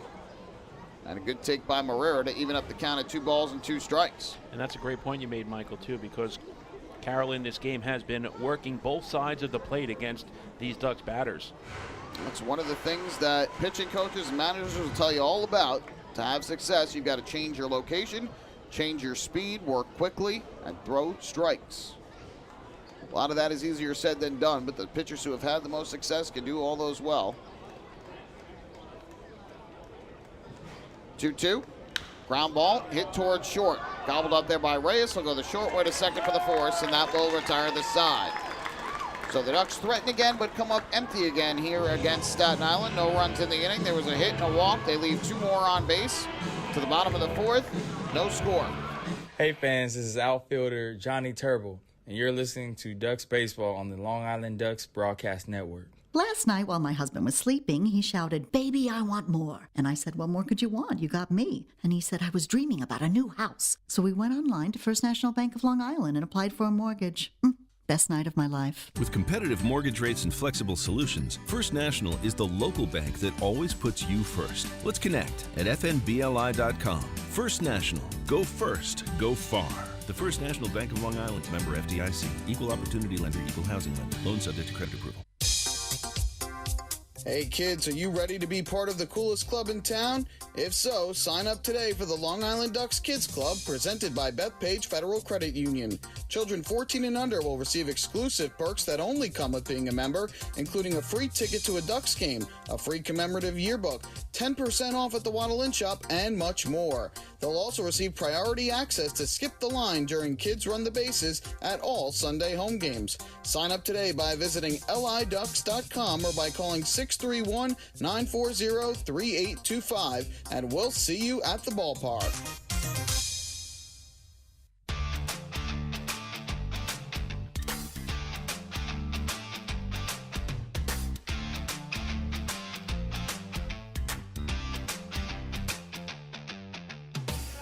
Ducks and the FerryHawks remain scoreless as we go to the bottom half of the 4th inning. It is time for the Ducks Health Report, which is brought to you by Island Shore Physical Therapy, the official therapists of the Long Island Ducks. Still out for Long Island on the disabled list are Nick Batari, who is dealing with some lower body stiffness, and pitchers Brady Feigl and Bennett Perry. The left-handers both out with an upper body injury. That is it on the Ducks side of things. FerryHawks made one roster move today just to activate today's starter, Nick Carroll, and placed yesterday's starter, Anthony Auletta, on the inactive list. But no injury news of note on their side of things. Angel Aguilar is going to lead things off. He is the third baseman and 3-hitter, was at the plate when Ricardo Cespedes got picked off at first base to end the third. And first pitch swinging here is a high foul fly. Third base side of the plate, Austin Rye near the dugout. We'll watch this one go a few rows back into the stands. And the count 0-1. Everybody appears to be okay in the stands. First and foremost, that's good news. That was a couple of rows from where I was sitting in the first 3 innings. You might have had a foul ball right there in your mouth. Good thing you came up here. I'd be jumping out of the way. Full David Weiss ear-splitting scream style? Yes. Fastball here from De Leon, a called strike, 0-2. De Leon has looked strong thus far. 2 hits and a walk over the first 3 innings, has struck out 3. And most importantly, no runs given up by the righty, as he has to this point continued the strong line of starting pitching of late. Swing and a miss. There is strike 3 out in front of a breaking ball from De Leon. Make it 4 Ks on the day for the Ducks right-hander, and there's one away in the 4th. But again, going back to the point that I mentioned a couple of nights ago when we almost had a foul ball on our lap, it's for the sake of the equipment. I have the camera that I have to protect. That's why I'm running away. Yeah, Mike's been going out and about, taking some photographs of the action here for our archives and doing a great job with that as always. But yes, first and foremost, it's the equipment protection. Second, it's protecting yourself. So I'm glad you know that that is where you fall in the hierarchy here. That's fine with me. Dilson Herrera batting from the right side. The 1-0 pitch is hit on the ground to third base, backhanded by Romero, and he fires a perfect strike across the diamond in time for the out, 2 away. Well, I'll tell you what, Mike, he makes that look so easy. I'll tell you a funny story. I once played in a staff baseball game at Fairfield Properties Ballpark, and I was playing on the left side of the infield. I think I was at short, not even at third, and there was no chance I could make the throw across the diamond, and he makes it with little effort, a perfect strike right to Travis. That's why he's there and I'm here. Come on, Michael, you have good range. We know that. I used to play middle infield, so I'd be okay with some range. The problem is the arm strength, not so much the range. First pitch here is low for ball 1. So I used to play mostly second base, shortstop. I heard through the grapevine that you usually, when you were playing left out. Yes, once in a while, yes, that's okay. true. All right. That's true. Ground ball towards the middle of the infield here. Long way for Marrero to go, but he gets there. Throw to first. Not in time. Bautista just safe at first base. Good effort by Marrero. He had a long way to go as he was shifted towards third. But an infield single here for Bautista keeps the inning alive for Staten Island. As we were talking about the range, nice effort by Marrero going to his left. And it was interesting. Sam Travis dropped the baseball, but I think Bautista would have been safe either way. Well, they have put it up as a hit on the scoreboard, so that's the third hit of the game. I agree. I think they ultimately were going to call safe. Tony Gasandi, the first base umpire, I think had signaled safe anyway, regardless of the drop. So Bautista at first with 2 down. First pitch on the way here, and it's taken for a called strike by Stefan Alamace. 0-1. Alamace had struck out swinging his first time up back in the second inning. So make it 4 base runners for Staten Island today, all of which have reached with 2 outs in an inning. 3 hits and a walk. Now Free is shaded towards the middle of the infield. Here comes the 0-1. That fastball just zipped outside. This is the second time this year that De Leon's facing Staten Island. His first start of the year came against the FerryHawks back on May 17th on Long Island. 5 scoreless innings. He allowed 4 hits and a walk while striking out 4. In a 1-0 Ducks win, he took a no decision.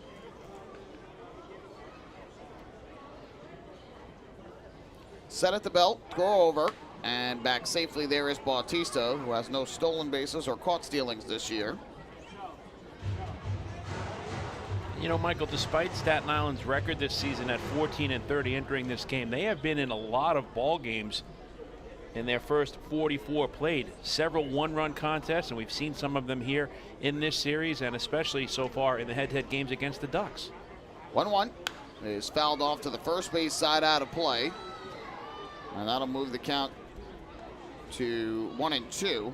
Now, they certainly have been competitive against the Ducks. The 9-2 game notwithstanding, they have been pretty much in every other game other than that, to where it felt like they could find a way to get a win. But they have played 15 one-run games. They're 6-9 in them this year coming into today.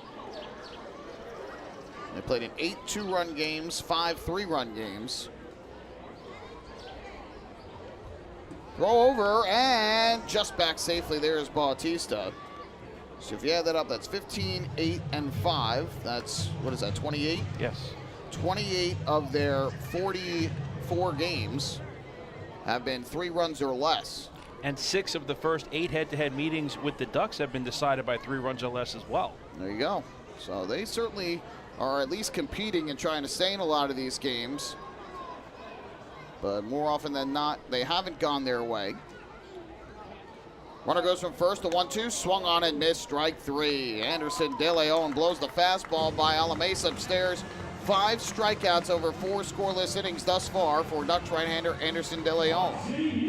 No runs, 1 hit, 1 man left on base for Staten Island. To the 5th inning we go here at Staten Island University Hospital Community Park. Ducks and the FerryHawks are scoreless. Hey fans, this is Scott Harkin, right-handed pitcher, and you're listening to Ducks Baseball on the Long Island Ducks Broadcast Network. Planning your next party or looking for a caterer that will handle all of your needs? Hidden Gem Cafe's got you covered. From setup to service to cleanup and amazing food that is sure to be talked about, they can do it all without breaking the bank. Hidden Gem knows that each event is unique and strives to design a specialized menu for each event. Call the Hidden Gem Cafe for your next party at 631-390-5912. And be sure to follow them on social media too at the Hidden Gem Cafe for ideas and information. Hey kids, are you looking for even more fun when you come out to a Long Island Ducks game? Then be sure to head on over to the Ducks Fun Zone. It's located on the main concourse down the right field line. There you'll find 3 fun-filled inflatables, including the Duck Tail Slide, the Bounce House, and an obstacle course. Enjoy unlimited access to all 3 inflatables for just $5 every game. That's the Long Island Ducks Fun Zone, open during all home games at Fairfield Properties Ballpark.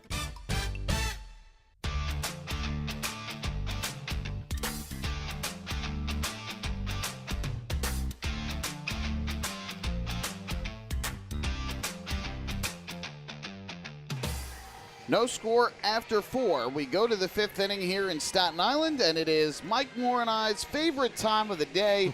It is 5th inning trivia time, where we normally will test your knowledge of the Long Island Ducks, the Atlantic League, and baseball as a whole. But you know what? We're changing it up today. This is not baseball related. It is not Atlantic League related.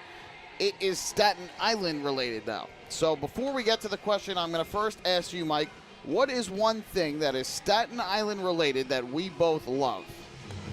I'm going to have to say Impractical Jokers. You are correct. So you got the first part of our trivia correct, and that is the Impractical Jokers. Now, if our fans who are watching at home have not seen the show, it is on True TV. I highly recommend you watch it. It's absolutely hysterical. 4 men from Staten Island: James Murray, Brian Quinn, Joe Gatto, Salvo Cano. They all went to Monsignor Farrell High School here in Staten Island, and they now have a TV show where they're out and about throughout the New York area and sometimes New Jersey and other parts of the country too. The first pitch here is upstairs for a ball to Johnny Turbo, 1-0. And they take part in these ridiculous challenges where they have to force the other jokers to try and say and do certain things. If they don't get it, they lose the challenge, and if they lose the episode, they get punished in a ridiculous way. Little chopper here, back in front of the mound, barehanded by Carroll. His throw to first is in time to retire Johnny Turbo, who reached on an infield single his first time up, 1 away. So yes, our trivia question today is based on something very Staten Island, and that's the Impractical Jokers. It's a 2-part question for you, and I get these questions in part because this episode was just recently on. I had been watching it, and that's the very first episode of the Impractical Jokers. They're in their 9th season right now. So it's a 2-part question for you, and after this first pitch to Dustin Woodcock, I'll give you those 2 questions. First pitch on the way here to Dustin Woodcock is outside for ball 1. Who was the first of the 4 jokers to complete a challenge? So of the first challenge in the very first episode, who was the first joker to take part in the challenge, as seen on the episode? Woodcock smacks one foul down the left field line for strike 1. And who was the first of the 4 jokers to get punished?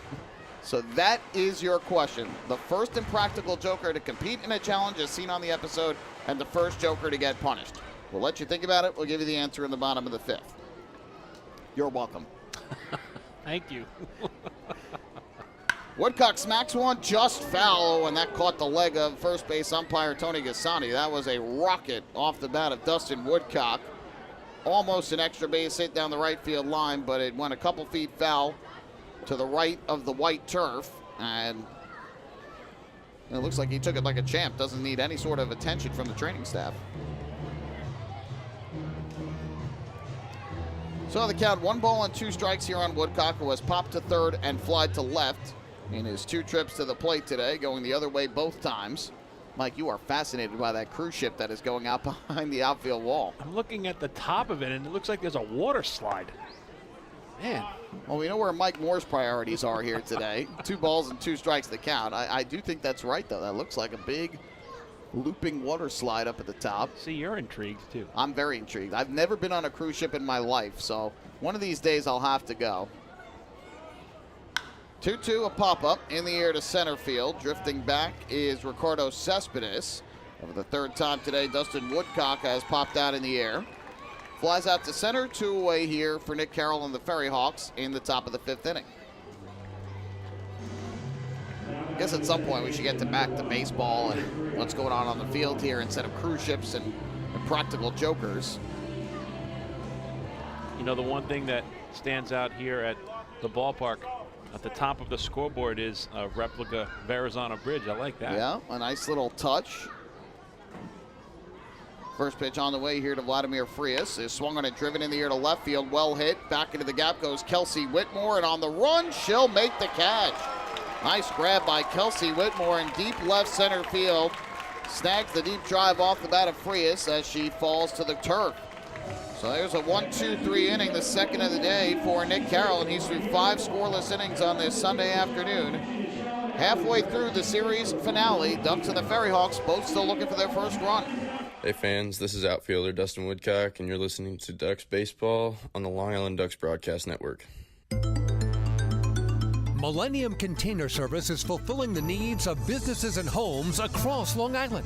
They provide waste and recycling services plus a variety of dumpster rental options for any project. Millennium Container Service offers convenient, on-time deliveries and pickups, as well as daily, weekly, and monthly commercial service. Need a quote?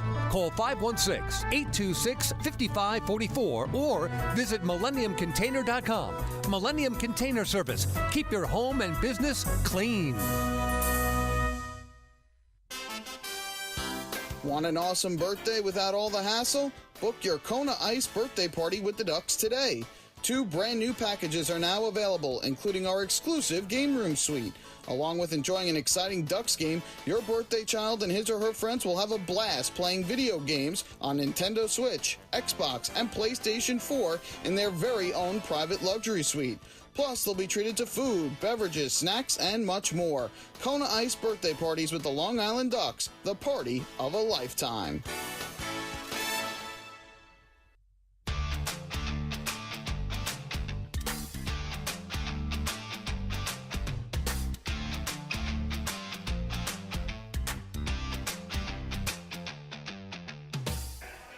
We are back for the bottom of the 5th. Ducks and the FerryHawks both scoreless, each team with 3 hits in the game. FerryHawks have a walk, the Ducks have 2. Neither side has anything to show for it. We go to the bottom of the 5th inning. It'll be the bottom of the order for the FerryHawks: John Nestor, Alfredo Reyes, and Kelsey Whitmore. And of course, we'll get you the answer as well to today's 5th inning trivia. First pitch is a breaking ball up and inside. De Leon missed for a ball, 1-0 the count. De Leon begins the inning, 53 pitches, 37 for strikes. Meanwhile, Nick Carroll's at 72 pitches, 43 for strikes through his 5 scoreless innings today. 1-0. And this one just off the outside corner. Good take by Nestor. 2 balls and no strikes. Nestor, a ground out to third his first time up. A nice play made by Davidson Romero, ranging to his left. Barehanding it and throwing it all in one motion to retire Nestor.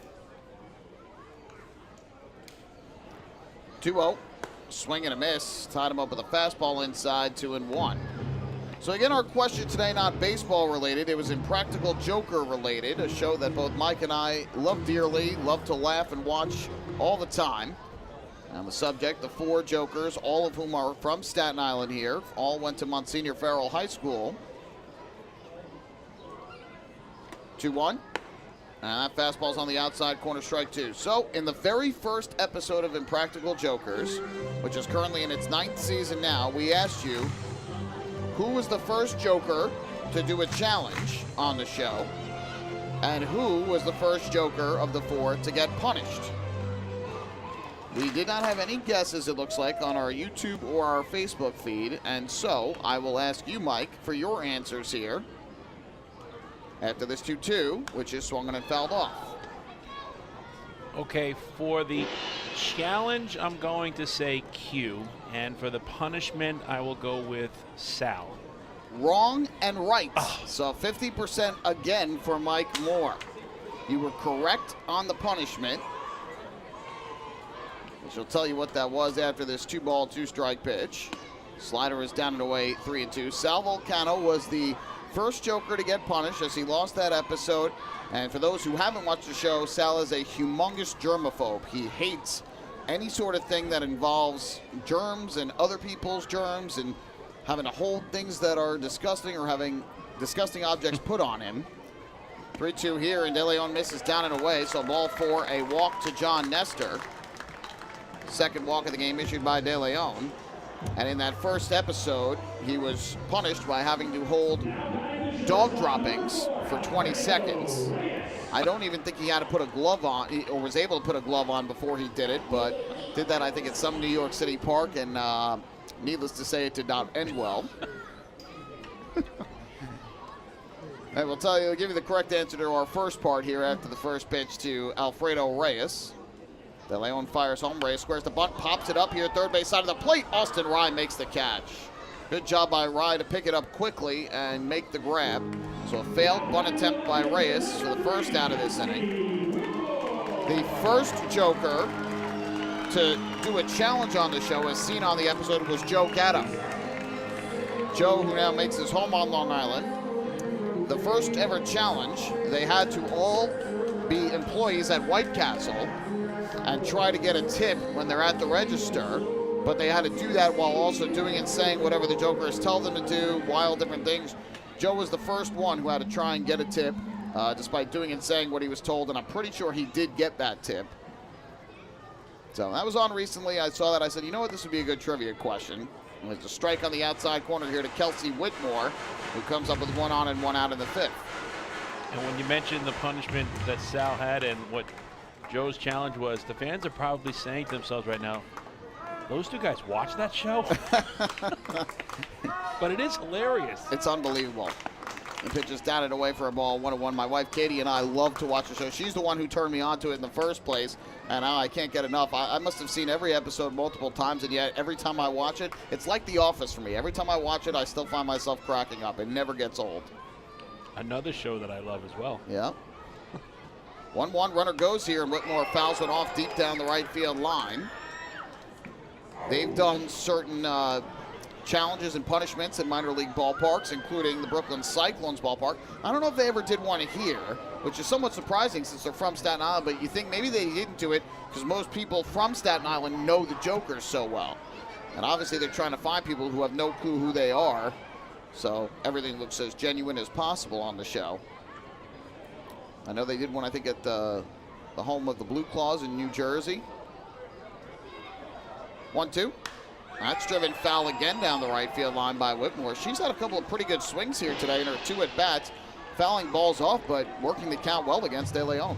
And she really made a tremendous play against Vladimir Frias to end the last half inning, showing some range going to her left and making the sliding catch into the gap. It certainly has been a tremendous role model for young ladies and those trying to play the game of baseball. 1-2.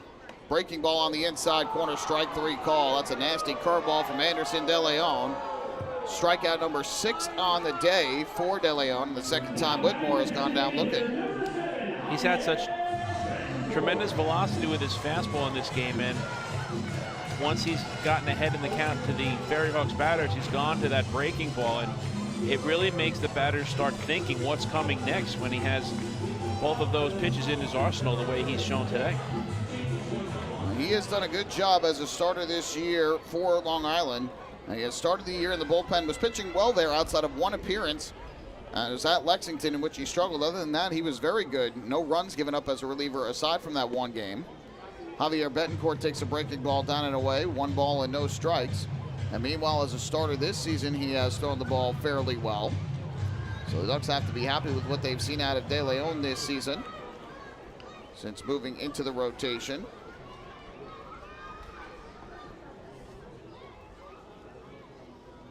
Here comes his 1-0. He misses down low again to Betancourt. 2-0 on Betancourt, who's 0 for 2. With a fly out to right and a ground ball to short. It's funny, Michael, a couple of the fans that were sitting next to me by the third base dugout were making reference to Anderson De Leon having a similar look to Pedro Martinez with the hair down today. He really does. That's a good point. You know, I was trying to think what it looked like. He let the hair go down, a bit of a different look than what he's had in recent starts, but that's a good point. He does look a lot like Pedro. And I did remember asking him before the season, you know, who his idol was, and Pedro was the answer. So that certainly makes sense. That's the look he's going for. We're talking about his numbers this year. In his 5 starts, no record, but a 3.33 ERA coming in. And he's he's an out away from 5 scoreless innings thus far today. 2-0. And he gets a strike call this time on a pitch over the outside corner to Betancourt. 2-1. No score in the game. Each team with 3 hits in the contest, and each team has also drawn a pair of walks. So it has been a very evenly played game to this point. And once again, we ask which team is going to blink first. Nestor takes his lead at first with 2 down. Held on by Travis. The 2-1. On the ground, back towards the middle of the infield. Frias backhands, flips to Marrero. Oh, what a play. Vladimir Frias ranging up the middle, flipped the ball out of his glove on the run, and Marrero made the catch, racing towards second for the final out here in the 5th inning. So some very strong defense on the infield thus far here today by Long Island. 4-6 on the force out to end the inning. No runs, no hits, a walk, a man left. We head to inning number 6 here at Staten Island University Hospital Community Park. No score between the Ducks and the FerryHawks. Hey fans, this is left-handed pitcher Brady Feigl, and you're listening to Ducks Baseball on the Long Island Ducks Broadcast Network. Hey, Ducks fans, the official hotel of the Long Island Ducks is the Radisson Hotel, Hauppauge, Long Island. It's centrally located on the north shore of Long Island and offers a home away from home for both business and leisure guests. The Radisson Hotel, Hauppauge, Long Island features an indoor pool, 24-hour business center, a fitness center, and complimentary Wi-Fi in all guest rooms. Enjoy the contemporary American cuisine at the Fountain Grill restaurant or grab a quick bite to eat at Cafe Pronto. And best of all, it's only minutes away from Bethpage Ballpark. The Radisson Hotel, Hauppauge, Long Island, the official hotel of the Long Island Ducks. Call 631-231-1100 today. That's 631-231-1100. Your source for everything Ducks is liducks.com. The official website of the Long Island Ducks is the best place to stay up to date with Long Island's hometown team. Purchase tickets to the game, see the full promotional schedule, visit the online store, read the latest news stories, and watch every game live right on the homepage. The site offers an optimal browsing experience on either your computer or mobile device. liducks.com, the official website of the Long Island Ducks, your one-stop shop for all things Ducks baseball.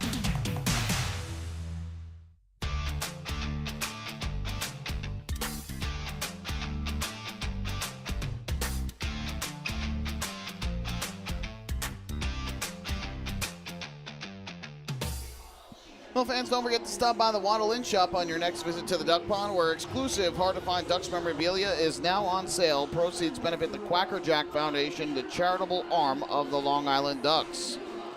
Nothing doing for either side through the first 5 innings of this series finale. Nick Carroll has done a fine job thus far for Staten Island, and this is fourth start of the season. And Anderson De Leon continuing his fine work on the hill of late for Long Island. So we go to the 6th. We'll see if the Ducks can try and break through. It'll be 3, 4, and 5 in their order. De Aza, Travis, and Castillo due up to the plate. Meanwhile, Staten Island has begun to get a right-hander loose in their bullpen.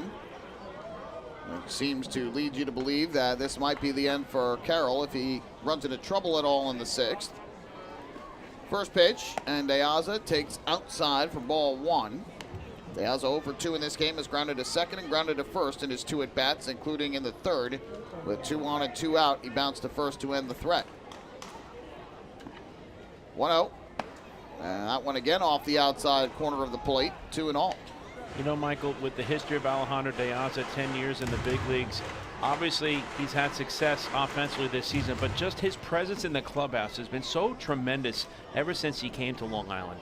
You've got a guy with that kind of experience, invaluable for especially some of the younger players on this team. This one misses downstairs, so now the count goes to 3 balls and no strikes. This is his 3rd Atlantic League team in 3 seasons. Then with the Bees, then with the Barnstormers, and now with the Ducks. 3-0, taken all the way, and there's a fastball strike from Carroll, 3-1. And after the slow start this year, De Aza has hit the ball very well of late. 15-game on-base streak coming into today. Tremendous numbers during the streak. 3-1. That's down and away ball 4, so that'll extend the on-base streak to 16 consecutive games as he works his way aboard via the walk. 3rd of the game allowed by Carroll, and another First National Bank LI walk to first, go far.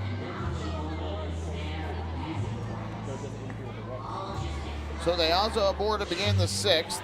Second time in this game the Ducks have gotten the leadoff man on. They drew a leadoff walk as well in the 4th. Sam Travis, who is coming up to the plate now, is the man who drew that walk.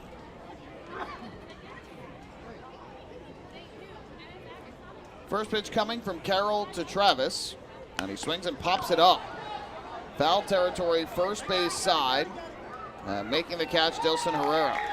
So after a walk to Alejandro De Aza, Sam Travis goes after the first pitch, and he pops it foul to first base, 1 away. And we've seen a lot of that in this series by the Ducks in terms of, I guess you could say, wanting to be aggressive at the plate following a walk, but many times the Ducks hitters have been out in front and have ended up resulting in outs following that free pass, the batter before.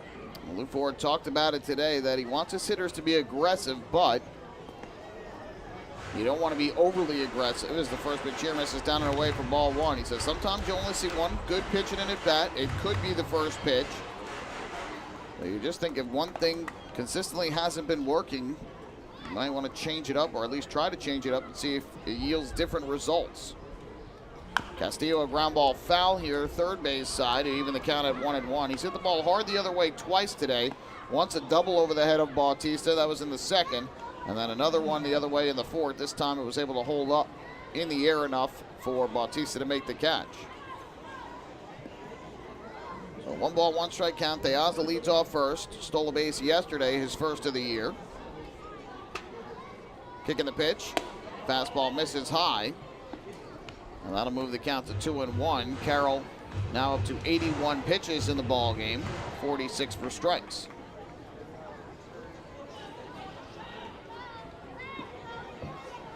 De Aza takes his lead past the edge of the cutout. 2-1. Castillo pops this one up in the air to right. This one's shallow. Racing in is Bautista. He'll make the catch. The third fly ball the other way for Castillo today. This one results in an out. Two-way here in the sixth after the leadoff walk. And that'll leave it up to the third baseman, Davidson Romero. It'll be very interesting to see how this at-bat goes with Romero. We talked about it in his first at-bat. He was up in the count 3-0, got the green light, missed on the fastball, and then took the last 2 pitches for the strikeout. And then he pulled a single into left field in his last at-bat on a fastball thrown from Carroll. So let's see how he approaches his plate appearance here. First pitch on the way, and he takes outside for a ball 1-0. Well, things won't get any easier really for the Ducks after this. They go face a High Point team that's desperate for wins. Coming into the day, they're 3 games behind Gastonia for first place in the South Division at 28-17, but they're reeling right now, which might be the only positive for the Ducks in that regard. This one misses way inside 2-0. High Point has lost 8 in a row and has lost 4 of their 5 original opening 5 starters this season, with their number 5 man the only one left. They've yet to reveal their starting pitchers for the series coming up this week, but certainly has been a big blow to High Point in their hopes to try and win the first half. But certainly they are not out of it yet, and those games against the Ducks at home will be big for them. 2-0. Romero swings, and it's a bullet foul into the FerryHawks bullpen down the left field line. Fortunately didn't hit anybody. And the count 2-1 on the Ducks' third baseman. And it's amazing how things can change over the course of a week to 10 days. The Ducks went into Gastonia last week and picked up a series sweep after being swept at home. And by doing so, Gastonia was 4 games back of High Point. Then they go to High Point and pick up a sweep, I believe. And now all of a sudden they were 4 games back. And now they're, what'd you say, 2 games up, 3 games up? 3 up. A 7-game turnaround. This breaking ball misses down in the turf, and now Romero in the driver's seat with a 3-ball, 1-strike count. And it's really been an entertaining race in that South Division. Pretty much has been a 2-horse race all season long between Gastonia and High Point. Charleston has fallen off. They're now 19-26. The Genomes have been better of late. They're 22-20, but it really is a 2-horse race between those 2 teams, unlike the North Division, which has pretty much been Southern Maryland from start to finish. They've been out in front. Of course, the half not finished just yet. Throw over, and De Aza scampers back to the bag in time. But as you mentioned, I think you said the magic number was 11 today for Southern Maryland. So 11. I mean, they're 33-12. 21 games over 500. And an 11.5 game lead over the Ducks, who remain in second place. And we're talking about it throughout the course of this season, the fact that, you know, it's been 3 teams that have had success this year. 7 of the 10 Atlantic League teams are under 500. It's just Gastonia, Southern Maryland, the division leaders, and High Point. Line foul down the left field line by Romero. Yeah, it's been tough sledding for a lot of the teams in the league this year, especially with the way Southern Maryland has jumped down, the way Gastonia and High Point have played. And it should pose for an interesting second half, whether or not Southern Maryland continues to play at the rate they have, or whether they take their foot off the gas pedal a little, and for whatever team doesn't win the South Division between Gastonia and High Point, whether they're able to overtake the other in the second half. 3-2, and this low for ball 4. It kicked away briefly from the catcher Nestor, But it doesn't matter. A walk to Romero with 2 outs here in the 6th. Second free pass of the inning issued by Carroll, and his 4th of the day. So that moves the runner into scoring position, and now 2 on, 2 out. And with Austin Rye coming to the plate, out of the dugout comes Edgardo Alfonso, and that's going to be all for his right-hander. What a job today by Nick Carroll. He had been struggling in the rotation this year. Allowed 4 runs his last time out in 5 innings, 8 runs in 2 1/3 innings his first time out, but 5 2/3 scoreless innings to this point today. And he'll hand the ball over to a righty coming out of the FerryHawks bullpen to try and get the final out of this 6th inning. A nice hand from the crowd here for right-hander Nick Carroll. 2 on, 2 out, top of the 6th, pitching change here in Staten Island.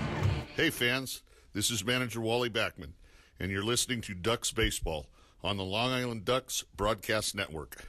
The other day, my husband, Jason, was searching for something to watch on TV, and he said, "Baby, I want to take off." And I said, "Me too. Cancun?" And he said, "No, I mean our life. Get to the next level." So we called First National Bank of Long Island. Now we're going places. With access to local decision makers who are known for highly personalized service, First National is the bank that always puts you first. Newsweek named us the best small bank in New York State. Let's connect at fnbli.com. First National. Go first. Go far.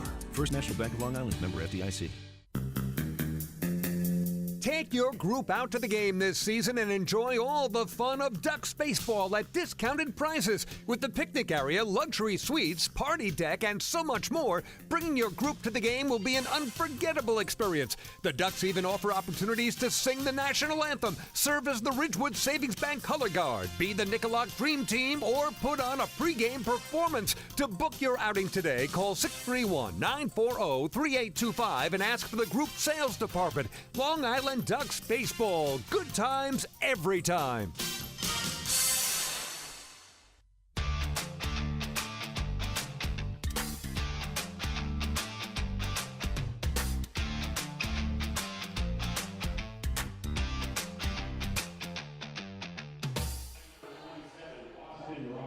Austin Rye to the plate, and it looks like Eric Marinez has taken over on the mound for Staten Island with 2 on and 2 out.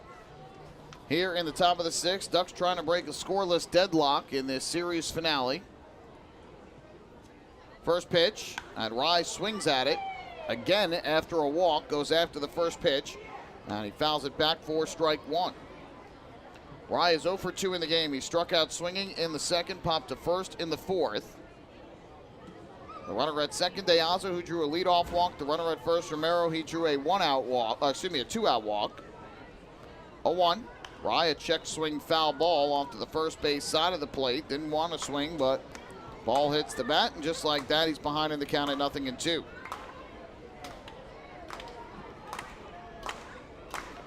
So Carroll goes 5 2/3 innings, allows 3 hits, 4 walks, strikes out 2. He is still responsible for the 2 on base.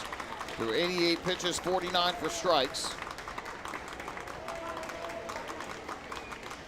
Marinez is 0-2, and Rye a half swing. They say called strike 3 anyway, so Austin Rye is down on 3 pitches, and that will retire the side as the Ducks leave 2 more on the base paths here in the 6th inning.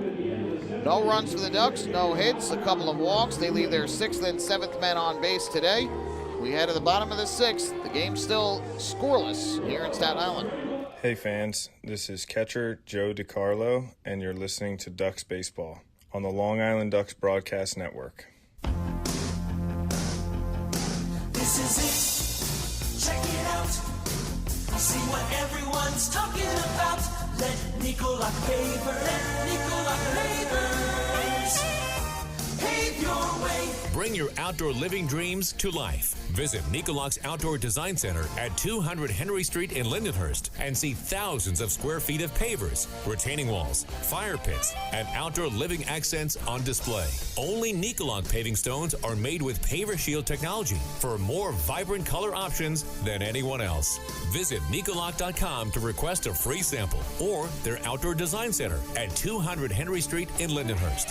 Nicolak. Ask for it by name. You'll see the difference. Visit Nicolak.com. That's Nicolak.com.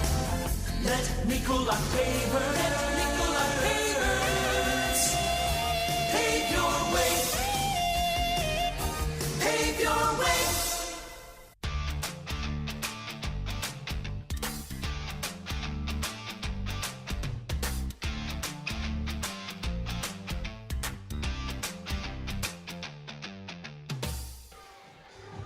Well, we head to the bottom of the sixth. Still no score between the Ducks and the FerryHawks. Long Island threatened again in the top half of the inning, drawing a pair of walks.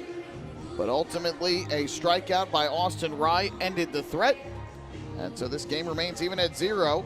Anderson De Leon back to the mound for his 6th inning of work. And he'll be facing the 2, 3, and 4 hitters, Cespedes, Aguilar, and Herrera. You have to wonder, Mike, what's going through the minds of these Ducks starting pitchers. They have done yeoman's work in this series. Remember, Stephen Tarpley, 7 shutout innings, just 2 hits, 2 walks, struck out 10 on Friday night. Scott Harkin yesterday, 3 runs, 7 hits in 7 2/3 innings, no walks, 5 strikeouts. And today, Anderson De Leon with 5 scoreless innings has scattered just 3 hits and a couple of walks while striking out 6. And yet they've gotten a combined 2 runs of support. 1-0 has popped up in the air to center field. Rusney Castillo drifts in on it. He'll make the catch, 1 away. And Michael, like you were saying, you could potentially have a scenario in which all 3 starting pitchers register quality starts and come up empty. Come up empty not only in individual wins, but come up empty in team wins, and one of whom gets a loss. Potentially 2, depending on what happens with De Leon, but certainly the struggle at the start of the season was starting pitching. That has been anything but a struggle of late for the Ducks of late. They have figured that part of it out, it seems. The bullpen, for the most part, has been good, outside of a rough appearance here and there. Of course, yesterday, Ryan Meisinger had that with his 4 walks and the 4 batters he faced. And Kaiwei Lin had a bit of a struggle with 2 outs in the game here on Friday. But it hasn't been a consistent struggle by one guy or another. It's been one day this guy, one day the other guy. And there's no kind of rhyme or reason to it, but that's kind of baseball. A guy's going to struggle every now and then. But it's been top to bottom in the Ducks order in this series, in which they've been able to get guys on but haven't been able to bring them in. And early in the season, when the Ducks got off to a fast start at 5-2, I believe it was, the storyline was the success of the hitting. The pitchers were getting the job done, but the hitting was the focal point. Now it's been the pitching and a lack of hitting. 1-1 chopped on the ground is short by Aguilar. Marrero will field and throw over to first in time for the out. Aguilar now 0 for 2 with a walk in the game. So 2 away, and that is going to leave it up to the first baseman, Dilson Herrera, but it's kind of odd how that's worked out. The Ducks have been able to figure out that starting pitching problem, but now the hitting has gone into a dry spell, and it's not like this is a bad offense. We've seen in recent weeks, recent games, the offense has been a catalyst for this team. But when they're going well, they're getting both the offense and the pitching. Right now, they're only getting one of the two. First pitch here misses outside for a ball, and the count goes to 1-0. But most of the guys are saying, too, that that's baseball. We've gotten plenty of base runners. We've done a good job in having some good at-bats. It's just we haven't been getting enough of those good at-bats when there have been men on base. Here, De Leon catches the outside corner for a strike. It's 1-1. You know, the good part about the Atlantic League is that there are 2 halves. If we played a regular 132-game season, it might be a lot different because of the fact that, you know, Southern Maryland is off to such a great start. It would be difficult to make up 11.5 games. The Ducks aren't mailing in the first half, but if they don't come back and make a run, they have the second half where everything's fresh. The 2-1 slider here misses outside 3-1. In run regard, you're 100% right, and obviously that's what the hope is, to be able to wipe the slate clean and start fresh come July the 6th. But on another hand, as we talked about earlier today, Southern Maryland, if they don't take their foot off the gas pedal and they get off to a great start again in the second half, you might not be able to win the second half. And that's why wins now are still just as important, because you may need a wild card berth to get into the playoffs if the Blue Crabs continue to stay red hot. Meanwhile, De Leon walks Dilson Herrera here with 2 outs.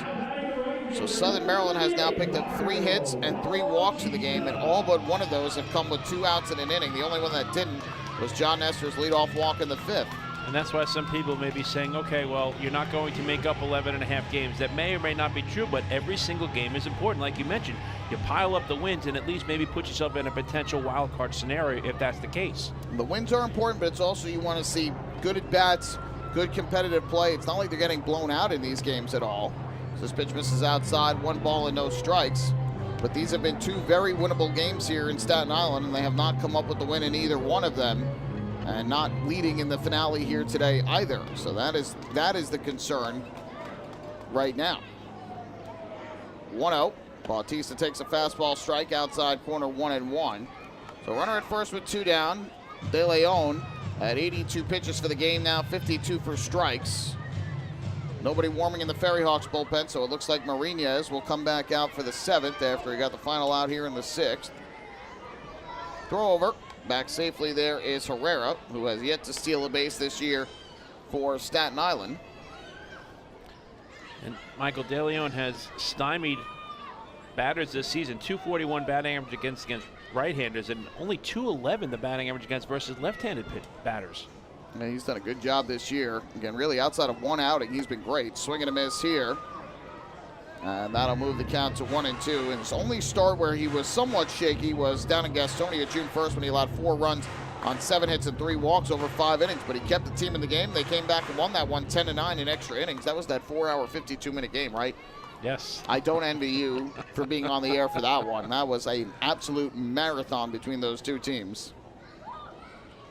Seems like all the games against Gastonia have just been very long this year. And they're finished with them for the regular season. 1-2, swing and a miss for strike 3. Anderson De Leon blows the fastball by Mariel Bautista. 7th strikeout of the evening for Anderson De Leon. And he is through 6 scoreless innings here today. No runs, no hits, no errors, a walk, a man left on base. Mike, it's been a pleasure having you here in the broadcast booth all weekend long. I know there hasn't been much action to talk about, but first chance to see this ballpark, and I think both of us have been impressed by it. It has been very impressive, and most important, thank you for having me. Of course. We'll see if we can get you that full 100% on trivia next time. Sounds good, Michael. Thank you. All right, we go to the 7th. No score. Hey, fans. This is right-handed pitcher Chad Hawken, and you're listening to Ducks Baseball on the Long Island Ducks Broadcast Network. When we see Long Island, we see you. Because at Catholic Health, we know that it's your remarkable lives that breathe life into our island.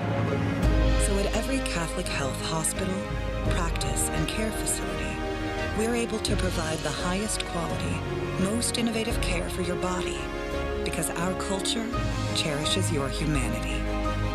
Long live Long Island.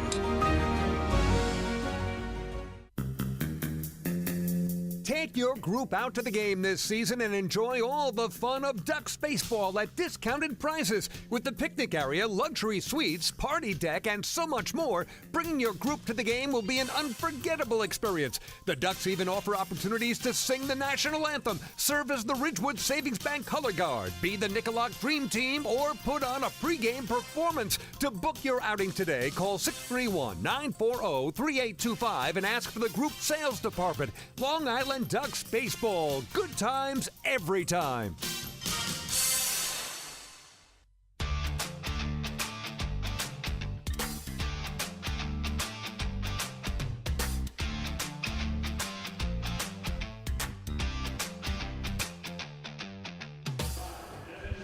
Well, fans, this 2022 season of Ducks baseball has been presented by Catholic Health, and with a talented roster full of Major League experience and exciting promotions every night, a day at the ballpark is truly a good time every time. Tickets are on sale for all Ducks home games, and you can get your tickets at Fairfield Properties Ballpark box office, online at liducks.com, or by calling 631-940-TIXX. First pitch is fouled back behind the plate by Devin Marrero, who leads off the 7th against Eric Marinez. Back out there after he recorded the final out in the 6th, striking out Austin Rye looking. 0-1 is taken upstairs, and that'll even things up at 1 ball and 1 strike. Marrero 0 for 2 in this game, still looking for his first hit in the series. He has grounded to second and grounded into a force out in his 2 at-bats. 1-1. Breaking ball misses inside, and that'll run the count to 2 balls and 1 strike. Marrero now a combined 0 for 9 with a walk in this series. And now 6 for 27 against the FerryHawks this year.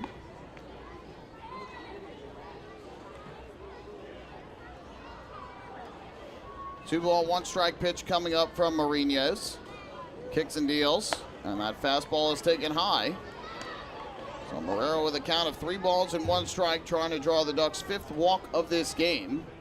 And meanwhile, Staten Island has gotten a righty loose in their bullpen. Nothing doing for the Ducks in theirs. 3-1. That's high, ball 4. So a good start for the Ducks once again here in the 7th.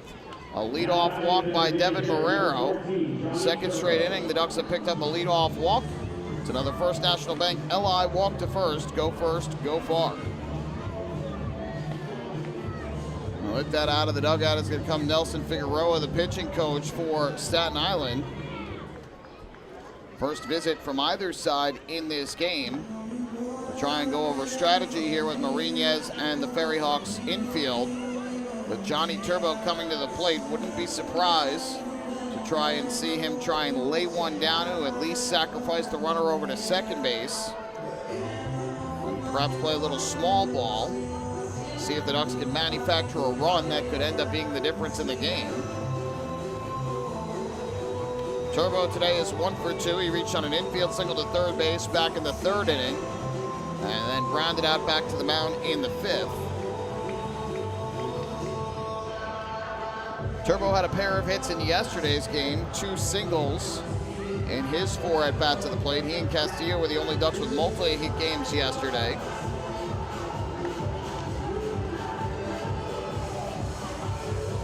With that performance, Johnny Turbo now with a total of 10 multi-hit games this season. So after the conference, Marinez comes set. First pitch on the way, Turbo squares, pulls back and takes a fastball for a strike, belt high. 0-1, he felt it was high. But the strike call made by Warren Nicholson and the count 0-1 on Turbo, who has no sack bunts on the season, but does have the ability to lay one down. Marrero leads towards the edge of the cutout.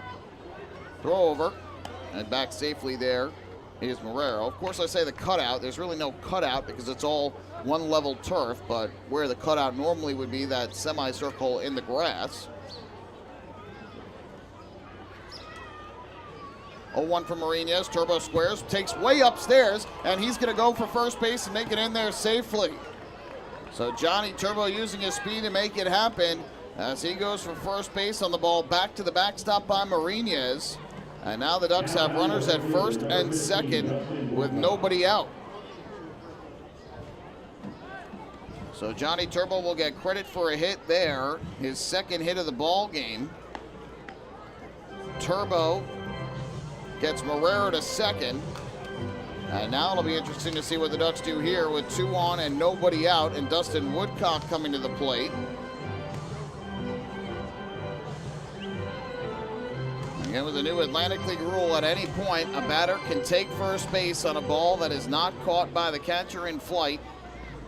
And if they reach safely, they get credit for the hit. Even if first base is occupied, that is at least the 3rd or 4th time we have seen Turbo do that this year.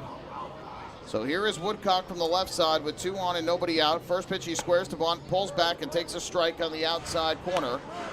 0-1. Woodcock also does not have any sack bunts on this year. Just 1 sack fly. He's 0 for 3 in the game with 2 flyouts and a pop out. 0-1, squares again and pops the bunt up, foul, third base side, out of the reach of the diving Angel Aguilar. So a fortunate break there for Woodcock on a poor bunt attempt. And Aguilar went a long way to try and come up with it, but ultimately could not grab it. And now it appears like he might have hurt something. He is still down on the turf, right by the interlocking SI. On the third base side, Edgardo Alfonso has come out, as has the trainer for Staten Island. It looks like he's stretching out that left leg and had pointed to the back of it, kind of near the hamstring area, or the back of the knee perhaps. So a bit of a delay here with an 0-2 count. It looks like perhaps he's cramping a bit. They're stretching out that left leg and reaching to the back of it by the knee area.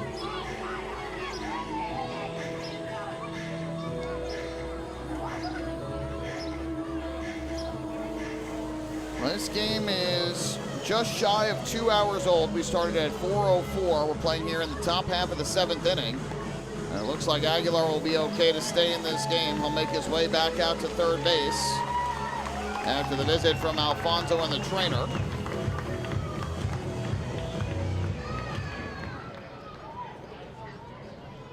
So we're ready to resume play here with 2 on and nobody out. It's an 0-2 count on Woodcock, so I would have to think that probably takes the bunt sign off. So the third baseman Aguilar still playing in tight.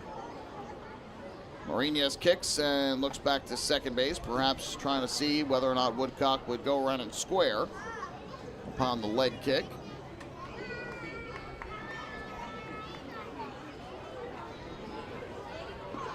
Here comes the 0-2. Pitch on the way is low and inside on a slider. The Ducks have had chances. They had a runner at second with 1 out in the second. They had 2 on, 2 out in the third, 2 on, 1 out in the fourth, and 2 on, 2 out in the sixth, but have come up empty to this point. This is their best opportunity with 2 on and nobody out. 1-2. Woodcock, a check swing on a breaking ball down and in. He was able to hold up, it appears. And that'll even up the count at 2 balls and 2 strikes. This is appearance number 10 on the year for Marinas. He has 1 start, 0-1, a 6.55 ERA on the year. 10 runs, 8 earned, allowed on 14 hits in 11 innings, 9 walks to 9 strikeouts. 2-2. Line drive in the air to left. Backing up is Kelsey Whitmore. She makes the catch. Marrero tags from second. He's going for third. He'll make it in there safely, and the ball got away from the shortstop, Reyes. Turbo will go to second. Marrero will come in to score. What a break for the Ducks, and they have taken a 1-0 lead here in the top of the 7th on the miscue by Reyes. Wow. A fly ball to left field off the bat of Dustin Woodcock. Marrero went to third on the play. The throw was cut off by Reyes, who turned around as if he was going to throw to second base, in case Turbo tried to go there, and I think he was trying to fake the throw and just lost the handle on the baseball, and it ended up going all the way to center field. So the error on Reyes, his 5th of the year, gives the Ducks their first run of the game and breaks the scoreless deadlock. They'll take it, will Long Island. First pitch to Vladimir Frias is low, and the count goes to 1-0. So a fly out by Woodcock, who's now 0 for 4, and the error by Reyes gives the Ducks the run.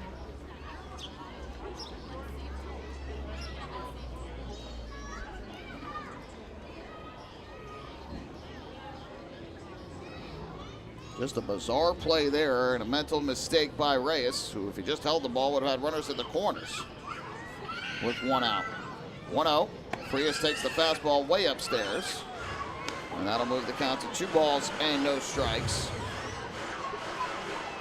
Frias is over 2 in this game. He has fly to center and fly to left. Drew a walk in the 3rd. Johnny Turbo with good speed at second base takes his lead there. Here's the 2-0. High fly ball to center, well hit. But this looks like it'll stay in the yard. Cespedes back, he'll make the catch.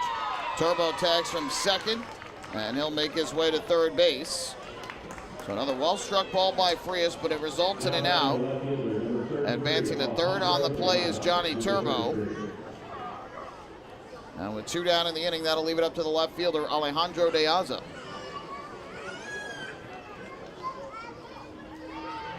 So the Ducks breaking through on the first error of this game. Long Island has 4 hits now because, again, Turbo technically got a hit when he took first base on the errant pitch that went back to the backstop. They still only have 3 hits on the scoreboard.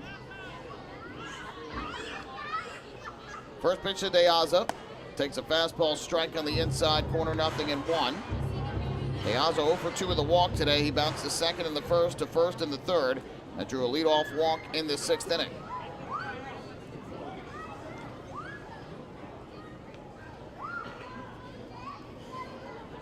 A 1. Fly ball in the air down the left field line. Long run for Whitmore towards the line. She gets there to make the catch, and that'll end the inning. Well, all things considered for Marinas, he's happy to get out of it with just the 1 run given up. But a defensive mistake by the FerryHawks gives the Ducks the first run of the game. 1 unearned run in the inning on 1 hit, 1 error. There was a walk as well. Long Island leaves 1 on base. Time to stretch. The Ducks lead it 1-0. Hey fans, this is outfielder Alejandro De Aza, and you are listening to Duck Baseball on the Long Island Duck Broadcast Network. Save Sayville Ford, the no-fees dealer, has been family-owned and operated for 65 years. Visit their spacious showroom to choose from a giant inventory of new, pre-owned, and commercial vehicles with a free 10-year, 100,000-mile powertrain limited warranty included. Some exclusions apply. Plus, they offer top dollar for trades, and their service department is open until 1 a.m. on weekdays. Sayville Ford, Long Island's Ford giant, is conveniently located off exit 50 on Sunrise Highway, or visit SayvilleFord.com for more information.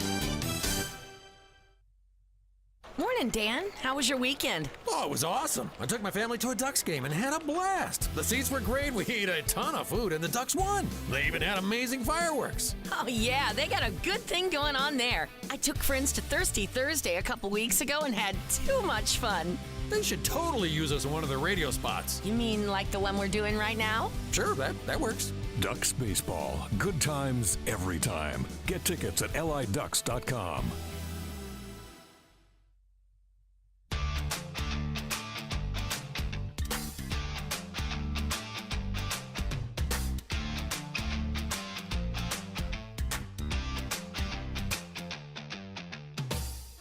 Well, a bizarre play gives the Ducks their first run of the day, gives either team their first run of the day, and breaks a scoreless deadlock in the 7th. Devin Marrero walking, advancing to second on an errant pitch that allowed Johnny Turbo to reach as he was able to beat out the play to first.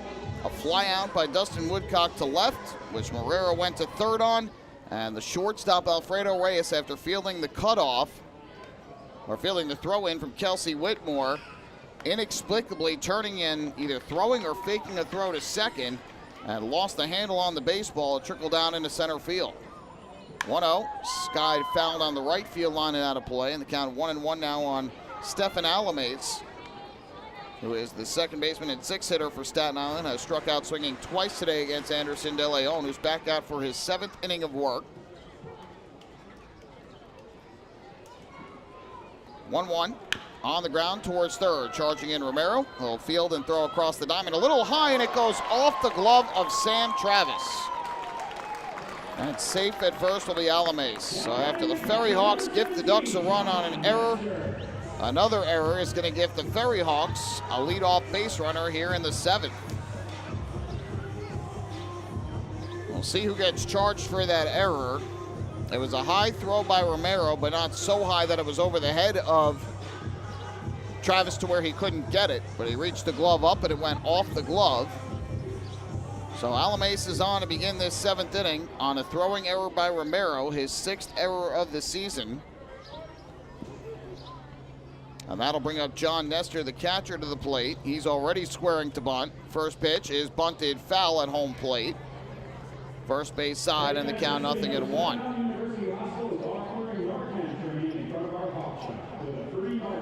The last thing the Ducks can afford are defensive mistakes or base running mistakes here in a game where they're trying to avoid a sweep at the hands of their geographical rivals, and after they just got a break to take the 1-0 lead.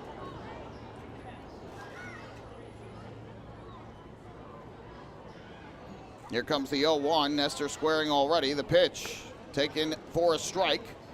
On the inside corner, it's 0-2.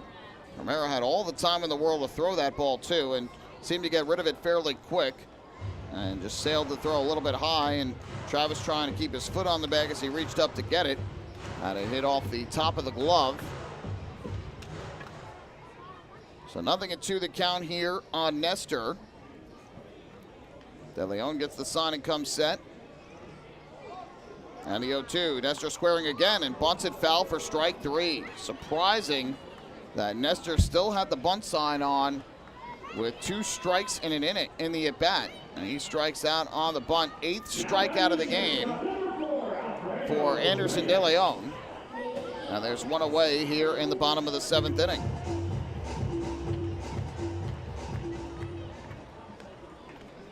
De Leon now at 90 pitches, 59 for strikes, so I have to think this is probably his final inning of the game, depending on how everything else goes.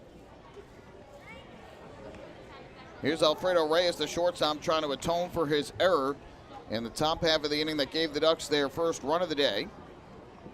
First pitch, and he swings and hits a fly ball in the air, foul. First base side, Travis towards the stands. We'll watch this one go 3 rows back. So the count 0-1 on Reyes, who has struck out swinging and popped out foul on a bunt attempt in his 2 plate appearances today. Ducks have begun to get a right-hander loose in their bullpen down the right field line. Looks to be Kaiwei Lin. The FerryHawks have a righty also going in their bullpen.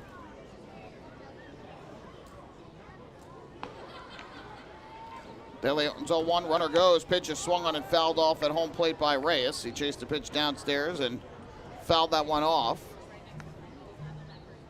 And so the count 0-2.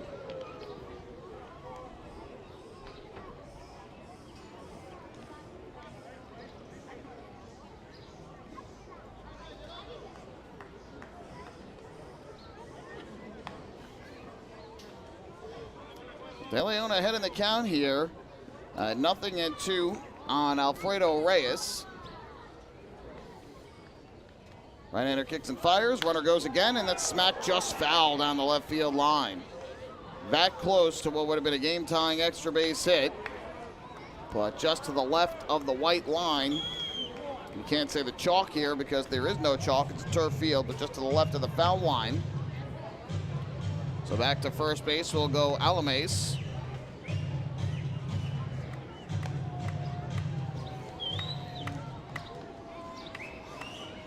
And we'll do it once again at 0-2. Travis holds on the runner. Alames was caught stealing in the game yesterday by Joe DiCarlo behind the plate. 0-2. It's lined down the right field line. This one is foul.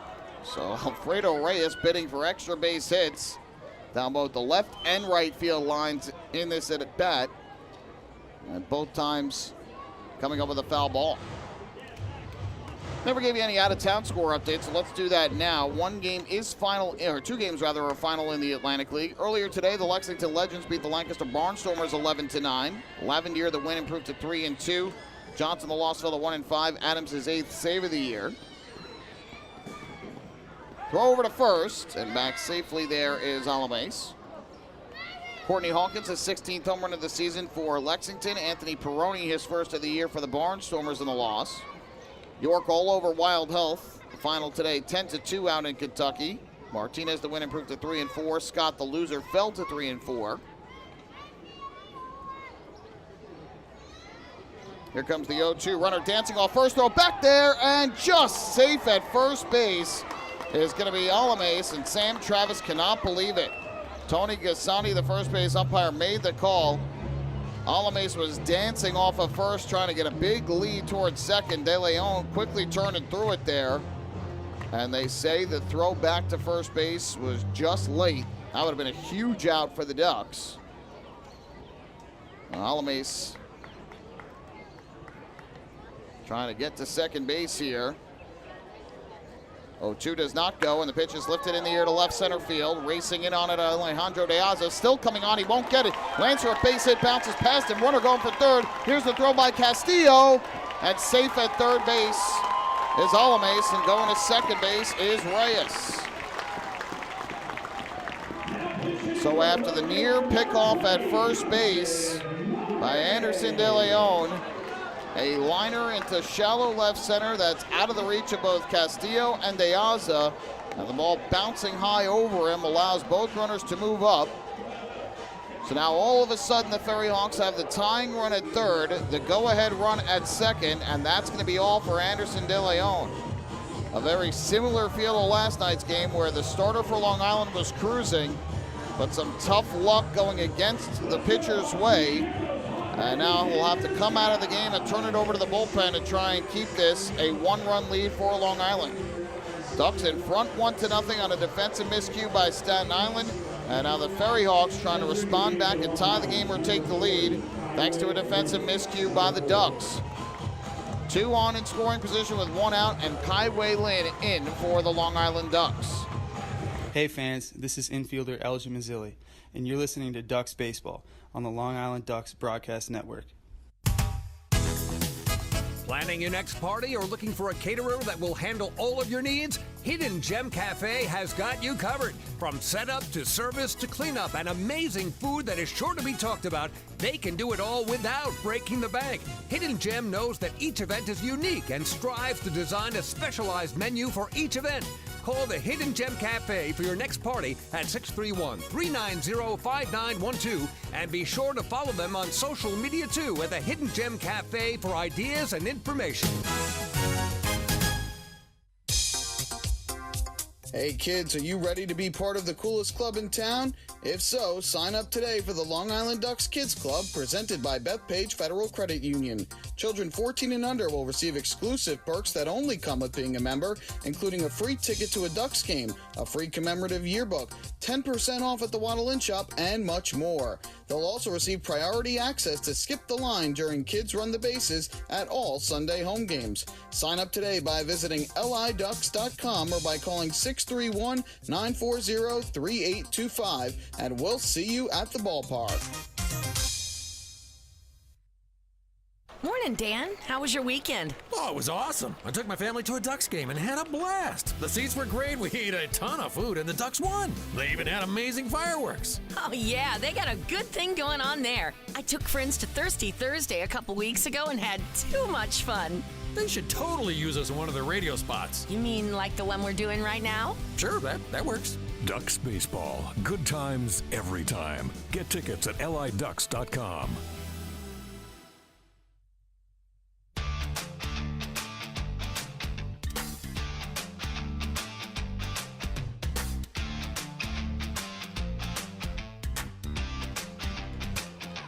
Well, the Ducks have worked themselves into some trouble here in the bottom of the seventh. They took a 1-0 lead into the inning thanks to a defensive mistake made by Alfredo Reyes in the top half of the seventh. But here in the bottom of the inning, a throwing error by Davidson Romero starting the inning, and then a double to left by Alfredo Reyes that bounced over the head of Alejandro De Aza. And all of a sudden, the FerryHawks have the tying run at third, the go-ahead run at second with one out. Infield comes all the way in. Pinch hitter is Joseph Monhay, who comes up in the place of Kelsey Whitmore. And the first pitch slider from Kaiwei Lin misses the outside corner for ball one. Lin appearing for the second time in this series. He took the loss here on Friday night, pitching in the ninth inning of a scoreless game. He allowed 3 hits and a walk, all but 2 outs in the inning, including the game-winning run on an RBI single by Junior Santana. 1-0, and Monhay fouls this one off back behind the plate to even the count at 1-1. Now you could go with the thought of intentionally walking Monhay to set up a force at any base and bring up Betancourt, who is 0 for 3 in this game and has hit the ball on the ground twice today. But after seeing the Ducks walk Aguilar yesterday and eventually it coming back to bite him when they issued 2 bases loaded walks in the inning by Ryan Meisinger, I think that thought has changed. 1-1, Monhay, a little flare in a shallow left field. That ball is going to dunk in for a base hit. 2 runs are going to come in to score, and the FerryHawks have taken a 2-1 lead. And for a third straight day, a Ducks starter has turned in a quality start only to not get a win. So Joseph Monhay with a pinch hit 2-run single scores Alames and scores Reyes. And the FerryHawks answer the Ducks run at the top of the inning with 2 runs of their own here in the bottom half. Both of those runs will be charged to De Leon, only one of them earned because of the error by Romero. And that'll end his line, and now not only is De Leon going to not get a win, but he's in line for the loss. Betancourt takes a fastball up and inside for ball one. So for the second straight day, a starter who was cruising runs into a bit of trouble, partially gets into trouble because of his defense. And after getting taken out of the game, sees a relief pitcher give up the runs that they inherited. So now be on the hook for the loss, the starter is. 1-0, runner goes from first, pitch is lifted in the air to shallow right center. Long run in for Dustin Woodcock, he won't get it. And that's gonna land for a base hit. And boy, has this been some tough luck for the Ducks in this inning as well. 3 flare hits. A shallow double to left center, a shallow single down the left field line, and now a shallow hit to right. And Kaiwei Lin has taken over out of the bullpen and given up back-to-back base hits. So that's going to bring Mark Wiedemeyer out of the dugout, the pitching coach for Long Island, to try and settle his right-hander down. And amazing how things have quickly flipped once again here in Staten Island. But again, a lot of this happens because the Ducks don't score the runs they need when they had all these men on base earlier in the game. Another day where the Ducks have struggled with runners in scoring position, 0 for 9 in this game. They have left 8 men on base to this point. And the only run they have scored has come because of the throwing error by Reyes on a fake throw to second off a fly ball when there was no runner going for second. That's the only reason why the Ducks have a run on the board here today. But Staten Island has answered right away with 2 runs of their own in the bottom half of the 7th, knocking De Leon out of the game. And now Kaiwei Lin struggling, albeit on a couple of soft hits to the outfield. Here's Ricardo Cespedes to the plate from the left side to turn a throw back to second with Marrero creeping in behind the runner. But Monhay is safe there. So Joseph Monhay comes off the bench for Kelsey Whitmore, who had struck out twice today. And Monhay with a 2-run single, his 8th and 9th RBIs of the season. First pitch to Cespedes is swung on and fouled off back to the screen behind home plate for strike 1. So now Staten Island is just 6 defensive outs away from a 3-game sweep of their rivals here in their home ballpark.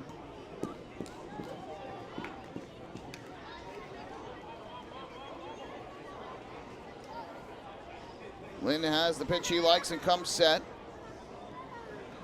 The 0-1 on the ground to second. This should be 2. Frias to Marrero, 1 on the first double play. And just what the doctor offered, just what the doctor called for the Long Island Ducks. In the inning, Staten Island gets 2 runs, 1 earned on 3 hits and an error. They leave 1 man on base. We go to the 8th. Staten Island now in front, 2-1. Hey fans, this is infielder Elgin Mazzilli, and you're listening to Ducks Baseball on the Long Island Ducks Broadcast Network. Planning your next party or looking for a caterer that will handle all of your needs? Hidden Gem Cafe has got you covered. From setup to service to cleanup and amazing food that is sure to be talked about, they can do it all without breaking the bank. Hidden Gem knows that each event is unique and strives to design a specialized menu for each event. Call the Hidden Gem Cafe for your next party at 631-390-5912 and be sure to follow them on social media too at the Hidden Gem Cafe for ideas and information. Last night I told my husband, baby, I'm ready to grow. And he said, are we having a baby? I said, no, but I do want to expand our business. So First National Bank of Long Island really delivered. At First National, we offer competitive rates in the financing you need and access to expert local lenders. We also underwrite and service every loan. Let's connect at fnbli.com. First National. Go first. Go far. The First National Bank of Long Island, member FDIC, equal opportunity lender, equal housing lender. Loan subject to credit approval. The Waddle Inn Shop is your home for everything Ducks baseball. The team store is full of official Long Island Ducks merchandise, great gifts, hard-to-find memorabilia, team apparel, and so much more. You can even get your favorite name and number put on the back of your very own Ducks jersey. Celebrate Waddle Inn Wednesday as well, with exclusive deals in store during every Wednesday home game. Visit the Waddle Inn Shop today at Fairfield Properties Ballpark or shop online anytime at liducks.com.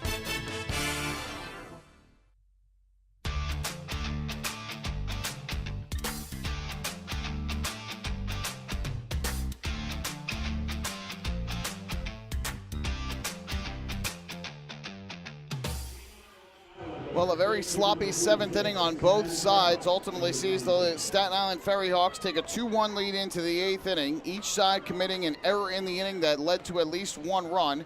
The Ducks run unearned because of an error by Reyes, the first of the 2 FerryHawks runs unearned because of an error by Davidson Romero. And so we go to the 8th. Williams Ramirez is the new pitcher, and his first pitch to Sam Travis is a breaking ball upstairs for ball 1. Marinas goes an inning and a third. He allows a hit and an unearned run, walked 1 and struck out 1. And he threw a total of 20 pitches, 11 for strikes. 1-0 to Travis, a broken bat ground ball deflects off the glove of the pitcher Ramirez to second. The throw to first is in time for the out. So that'll go down as a 1-4-3 putout. Travis now 0 for 3 with a walk, and there's one away. Lee, the only defensive change is Monhay going to left field, and indeed that is the case. He takes the spot of Whitmore, who he had pinch hit for, and came up with a 2-run single in a shallow left field that gave the FerryHawks the 2-1 lead. So with one out and the bases empty, here's Rusney Castillo to the plate. First pitch is taken on the inside corner for a strike. And the count 0-1. Castillo in this game is 1 for 3, had a double to right back in the second. Since then has hit flyouts to right twice.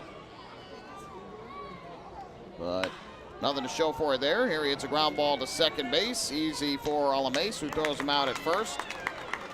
2 batters, 2 groundouts, 2 outs to the Ducks here in the top half of the 8th inning. For Williams Ramirez, this is his 8th appearance of the year. No record, an ERA of 0. He has 4 holds, 9 2/3 scoreless innings. He's allowed 3 hits. He has walked 9, but has struck out 14. 9 walks issued by the righty. And you have the Ducks swinging early in the count here, have grounded out twice. Now Romero is swinging a miss on the first offering from Ramirez. And the count goes to 0-1. Romero today is 1 for 2 with a single and a walk. Struck out looking his first time up. Chad Hawken, the righty, starting to get loose in the bullpen for the Ducks down the right field line. Here Romero, a fly ball to shallow center. Long run in for Cespedes. He won't get there. And now it's the Ducks who get a flare single. And now the ball is kicked away in center field. Throw goes into second base. Romero's in there safely. So a break for the Ducks there. A fly ball in a shallow center that landed for a hit. And then both the center fielder Cespedes and the shortstop Reyes kind of got crossed up a bit or possibly hit into each other. So we'll see how that is scored. But either way, Davidson Romero, the tying run, ends up on second base with 2 out. And now Austin Rye, the catcher and 7-hitter, will come up with a chance to try and at least tie this game, if not give the Ducks the lead. They rule it as a double for Romero, deflected by the shortstop Reyes, so no error on the play. Romero with his 7th double of the year.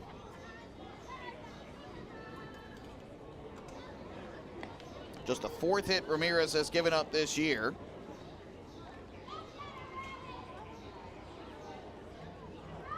First pitch on the way to Rye is taken low. A breaking ball down in the turf for ball 1. Rye is 0 for 3 in the game. He has struck out twice and popped to first. And now 0 for 7 in this series.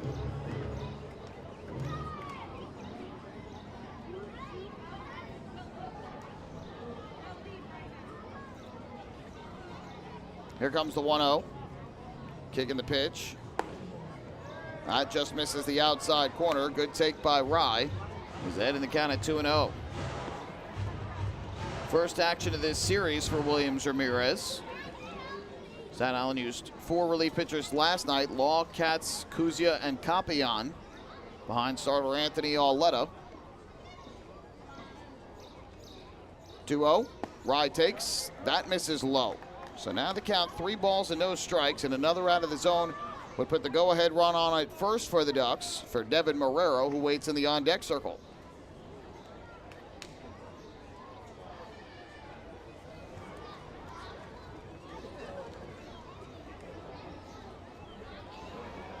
Ramirez gets the sign and comes set. Is 3-0. Taken on the outside corner for a called strike. 3-1. Didn't expect Rye to be swinging there with a 3-0 count, and that pitch just painted the black. So now 3 balls and a strike on Rye, a good hitter's count here. Here it comes, and Rye hits a high fly ball, deep to left. Back goes Monhay, to the track, at the wall, you can forget it. Austin Rye, a solo home run over the left field fence, his 2nd home run of the season, and his first as a member of the Long Island Ducks, and it gives the Flock a 3-2 lead here in the top of the 8th inning. What a big hit for Austin Rye as the Ducks hit their first home run of this series and give Williams Ramirez his first 2 runs allowed of the season. Back-to-back 2-out extra base hits for the Ducks, and they have gone in front 3-2. Now Devin Marrero a swing and a miss for a strike. 0-1. Well, Rye has had a tough go of it for the Ducks since joining this team. He had hit over 300 with the Southern Maryland Blue Crabs earlier this year, was traded to Long Island for Michael Wolanski as this breaking ball misses outside for ball one. And since coming to the Ducks in 10 games, he was just 7 for his first 43, a 163 average. But it's his first home run as a member of the Ducks, and it has the potential to be a big one for Long Island. Marrero, a little number foul, or will it come back fair?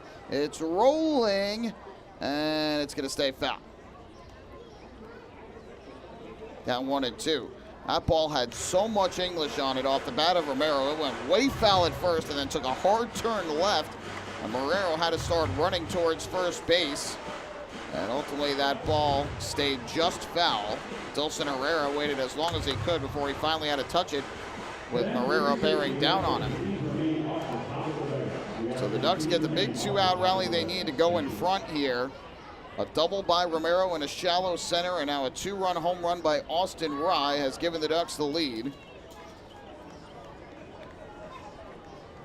1-2, and Marrero takes a breaking ball upstairs. 2 balls and 2 strikes.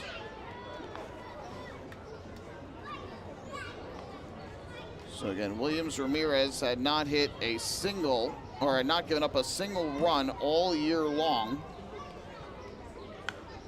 Prior to that, as Marrero fouls one back. But the Ducks are able to break through against him here in the 8th inning. Now the key is going to be, can the Ducks bullpen hold it? Chad Hawken continues to get loose for Long Island, and appears as though he will pitch the bottom half of the 8th inning. Swing and a miss, strike 3. Devin Marrero goes down on strikes, and that'll retire the side here in the 8th. But the damage done. The Ducks with 2 runs on back-to-back 2-out extra base hits. A double by Romero and a 2-run home run over the left field fence by Austin Rye. And now after 7.5 innings of play, it's the Ducks 3, the FerryHawks 2. Hey fans, this is shortstop Devin Marrero, and you're listening to Ducks Baseball on the Long Island Ducks Broadcast Network. Planning your next party or looking for a caterer that will handle all of your needs? Hidden Gem Cafe has got you covered. From setup to service to cleanup and amazing food that is sure to be talked about, they can do it all without breaking the bank. Hidden Gem knows that each event is unique and strives to design a specialized menu for each event. Call the Hidden Gem Cafe for your next party at 631-390-5912, and be sure to follow them on social media too at the Hidden Gem Cafe for ideas and information. Can't get enough of the Long Island Ducks? Well, now you can get even more inside info on your favorite hometown team through Facebook and Twitter. The Ducks are constantly updating fans through social media with scores, transactions, ballpark promotions, and much more. You can even win great prizes. All you'll need to do is make a free account on Facebook and Twitter, and then visit us at facebook.com/LIDucks and twitter.com/LIDucks. Think you're Long Island's biggest Ducks fan? Get connected now.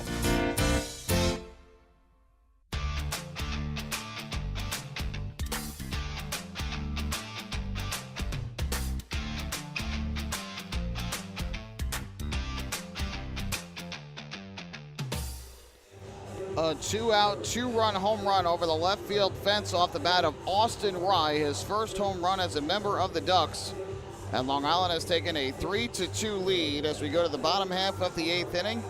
Chad Hawken will be the second reliever out of the bullpen for Long Island, and he takes over after a rough outing for Kai Wei-Lin in the 7th. He ultimately doesn't get charged with any runs, but gave up 2 soft hit singles to the outfield. The blue 2-run single to left field by pinch hitter Joseph Monhay in the bottom of the 7th that gave the FerryHawks the 2-1 lead. Now both of those runs were charged to Anderson De Leon, 1 earned, 1 unearned.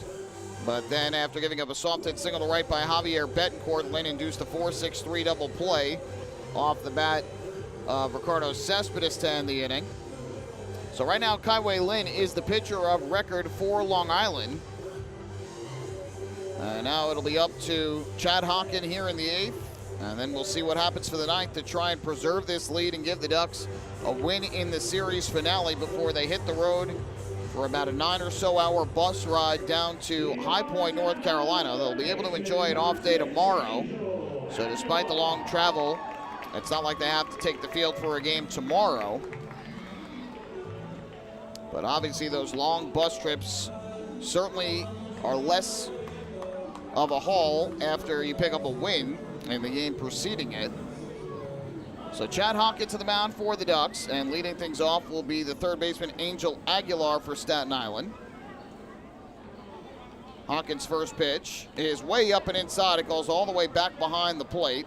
Aguilar thought about it, but then realized that it was too late, and so the count 1-0. Obviously, that helped the Ducks when they did it back in inning number 7. Johnny Turbo was able to take first on an errant pitch, and that helped out as they scored the run, with Marrero going to third on the fly ball and then scoring on the throwing error.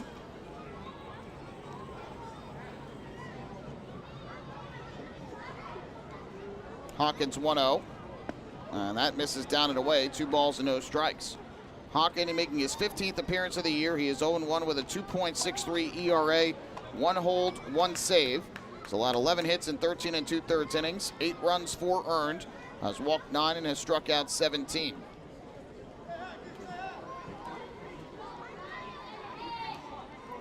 (2-0), taken all the way. There's a fastball strike on the outside corner, 2-1.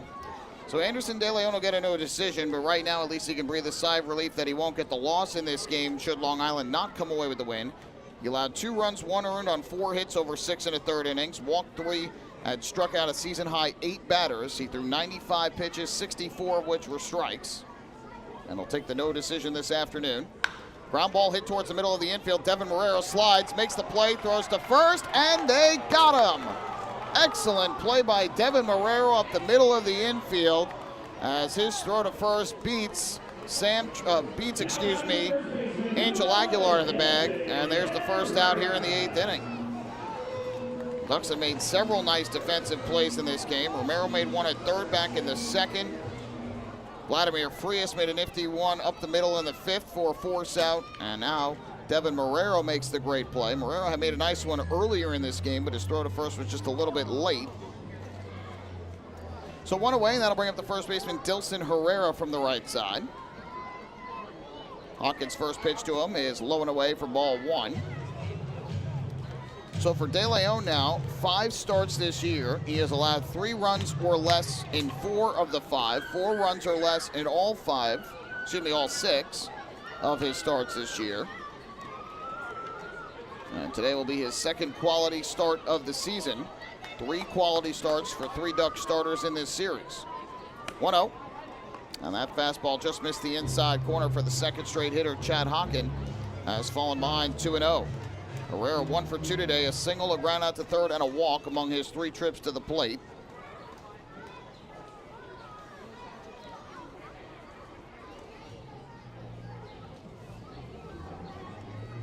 Hawkins gets the sign and comes set. Here's the 2-0. Herrera takes. This one just misses down and away. And now the Ducks right-hander behind it, 3-0.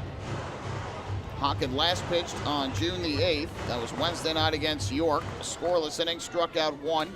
And threw 14 pitches, 8 of them for strikes.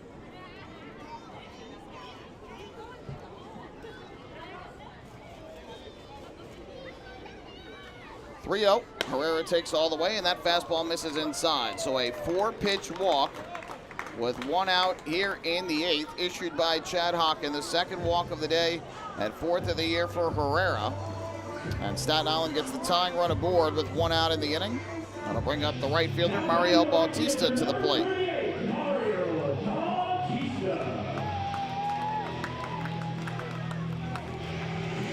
Hawkins has made 3 consecutive scoreless relief appearances since his rough outing against Gastonia on May 30th, when he allowed 4 runs, 2 earned on 3 hits and a walk in a third of an inning. 3 consecutive scoreless innings since. First pitch on the way to Bautista, swung on and missed. Late on the offering from Hawkins, and it's 0-1. Clouds have started to roll in. It had been sunny with mostly clear skies throughout the course of this game, but now the clouds have come over the ballpark here in Staten Island. Wind continues to blow strongly out towards left field, as it has all game long.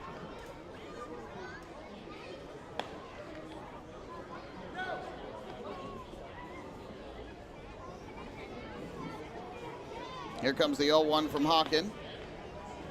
Fires to the plate. Runner bluffs. The breaking ball's on the outside corner for a called strike.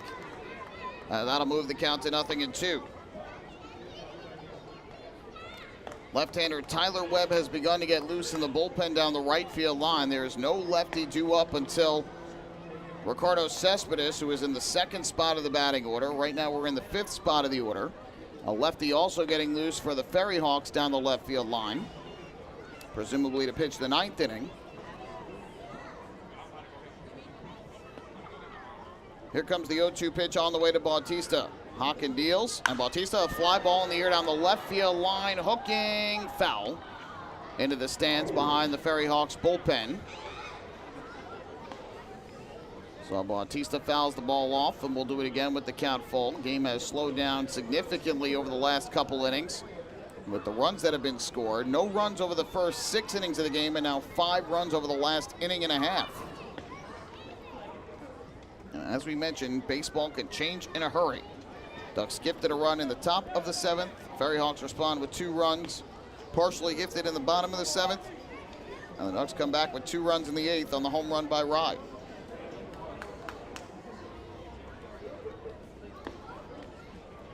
Hawken bluffs a throw back to first, where Herrera leads. Herrera has not stolen a base or been caught stealing yet in his limited time since joining the FerryHawks. But Alfonso likes to have his guys run.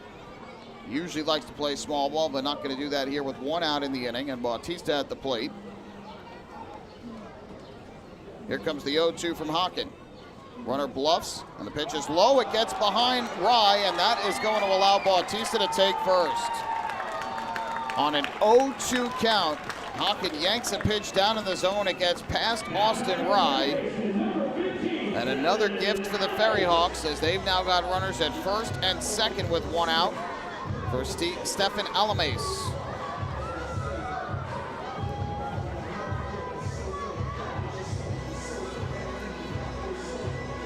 So the FerryHawks get a free base runner there. Good heads-up play by Bautista once he saw that ball go back behind the plate. As Hawkins' pitch down and away gets through the legs of Rye. And now the tying run at second, the go-ahead run at first. And here is Alames, who is 0 for 3 in the game.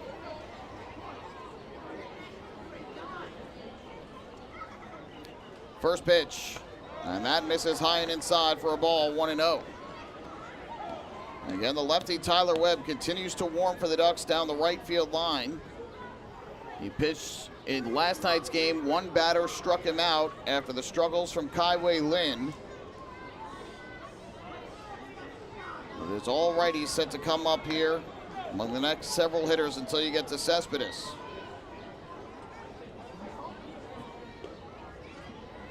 Hawken comes set. 1-0. Alames swings through a high fastball, tied him up inside, and that'll even things up at 1 ball and 1 strike. Again, the Ducks have rebuilt their bullpen a bit. They've added a couple of key pieces in Nick Goody, Ryan Meisinger, Kai-Wei Lin. But Lin and Meisinger have had some troubles in this series. And now Hawken pitching here in the 8th has allowed back-to-back base runners with 1 out on a walk on 4 pitches. And the wild pitch in which Bautista took first for a hit, base hit.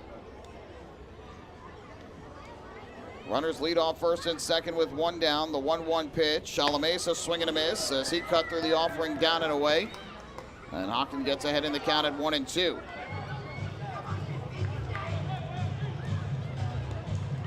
They gave Hawken a wild pitch. I'm not really sure why. There is no wild pitch, but because of the ball that's thrown back to the backstop, it just goes down as a hit, which allows Herrera to go to second. There's no wild pitch there for Hawken. Just a pitch that was errant, but because of the base hit, that is all that is ruled. The batter taking first base. 1-2 here on Alames. Hawken is ready. Here comes the pitch, and Alames a swing and a miss, strike 3. Good breaking ball from Hawken. Alames goes down swinging. First strikeout for Hawken, the 9th of the day for the Ducks pitching staff. An important second out. And now with 2 away, that'll leave it up to the catcher and 7 hitter, John Nestor.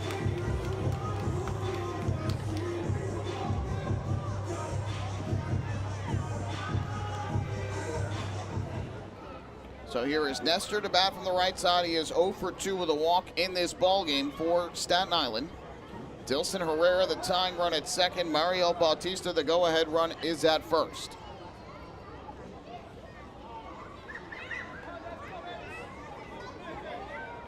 First pitch coming up here from Hawken to Nestor. Right-hander kicks and comes home, and the breaking ball is taken inside. 1 ball and no strikes.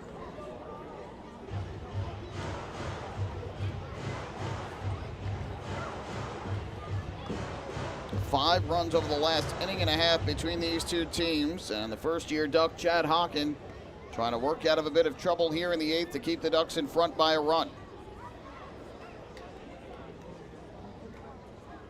Frias was creeping in towards second, trying to keep Herrera close. 1-0, swing and a miss. Good fastball from Hawken over the outer half of the plate. And that'll even up the count at 1 ball and 1 strike. So De Leon, a no decision for the Ducks. The starter, Nick Carroll, also a no decision for Staten Island. He pitched well, 5 2/3 scoreless innings, allowed 3 hits, 4 walks, struck out 2 through 88 pitches, 49 for strikes. 1 ball, 1 strike pitch coming to Nestor. Hawken fires to the plate. Nestor takes, and the fastball misses downstairs. That'll move the count to 2-1. And we told you 2 games are final. York 10-2 over Wild Health. Lexington 11-9 over Lancaster. 2 other games going on right now. Gastonia leads High Point 9-3. Southern Maryland 8-0 lead over Charleston.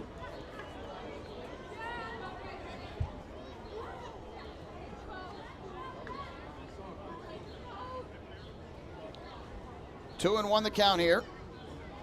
Hawken gets the sign and comes set. Runners take their leads. Kicking the pitch. Runners go. Pitch is high, and no throw made by Austin Rye. So the count now 3-1. Only one of the runners went. That was Dilson Herrera at second base. A very risky move because you never want to make the last out of an inning at third base. Rye might have had a chance if he threw it down there, but wanted to avoid an error and wanted to avoid the runner at first going for second. But now Chad Hawken behind in the count at 3-1 on Nestor. A good hitter's count. Waiting on deck is Alfredo Reyes, who got the rally started in the 7th with his double to shallow left field. So a big pitch coming up here from Hawken to Nestor. Right-hander gets the sign from Ryan, comes set. Bautista leads off first. Herrera off third. Here's the pitch. And that breaking ball on the outside corner for strike 2.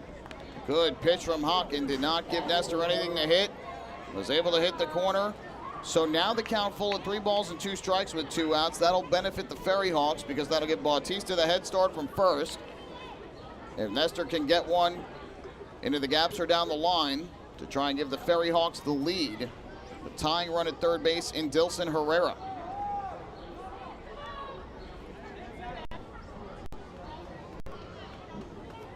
Hawken looks in for the sign from Rye. Now has the pitch he likes as Nestor awaits. Here comes the 3-2. The kick, the pitch is upstairs for ball 4.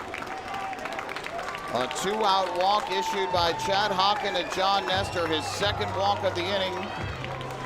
And out of the dugout is going to come Lou Ford to call upon Tyler Webb. So another good patient at bat by a member of the FerryHawks as John Nestor able to work out the 2-out free pass. It's the 5th walk of the game given up by the Ducks pitching staff. And Long Island will have to call upon the lefty Tyler Webb to try and get the final out of this 8th inning and keep the Ducks ahead by a run. So the bullpen woes continuing here. A rough outing for Kaiway Lynn in his 2/3 of an inning, and now Chad Hawken has allowed 2 walks and a hit on the errant pitch. And now Tyler Webb is on for Long Island to try and get the Ducks out of trouble here in the 8th inning. Hey fans, this is manager Wally Backman, and you're listening to Ducks Baseball on the Long Island Ducks Broadcast Network. The other day, my husband, Jason, was searching for something to watch on TV, and he said, "Baby, I want to take off." And I said, "Me too. Cancun?" And he said, "No, I mean our life. Get to the next level." So we called First National Bank of Long Island. Now we're going places. With access to local decision makers who are known for highly personalized service, First National is the bank that always puts you first. Newsweek named us the best small bank in New York State. Let's connect at fnbli.com. First National. Go first. Go far. First National Bank of Long Island, member FDIC. Take your group out to the game this season and enjoy all the fun of Ducks baseball at discounted prices with the picnic area, luxury suites, party deck, and so much more. Bringing your group to the game will be an unforgettable experience. The Ducks even offer opportunities to sing the national anthem, serve as the Ridgewood Savings Bank color guard, be the Nicolak Dream Team, or put on a pregame performance. To book your outing today, call 631-940-3825 and ask for the group sales department. Long Island Ducks baseball. Good times every time.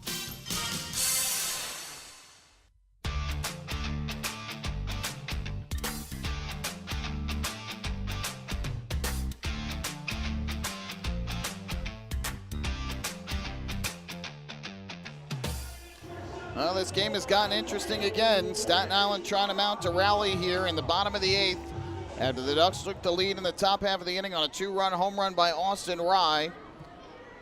A 1-out walk to Dilson Herrera. Mario Bautista taking first on the errant pitch by Chad Hawken, and a 2-out walk to John Nestor have loaded up the bases.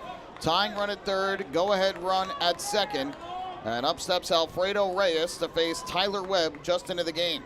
First pitch, breaking ball on the outside corner for a strike, 0-1. Reyes again gave up the first run of the game with a fielding/throwing error in the 7th. And somewhat atoned for it with a double to shallow left in the 7th inning. That started a rally. Here he swings and misses at a fastball tailing up and away. And Tyler Webb quickly ahead in the count at 0-2. Reyes would end up scoring on the 2-run single by Joseph Monhay to give the FerryHawks a 2-1 lead at the time. Ducks have come back and since taken the lead. Well, the runners will lead from every base with 2 down here. Webb quickly in front, 0-2. The kick, the pitch, fastball is high, 1 ball and 2 strikes. Webb again faced one batter in yesterday's game after he took over 2 nights ago after taking over for the struggling Kaiwei Lin.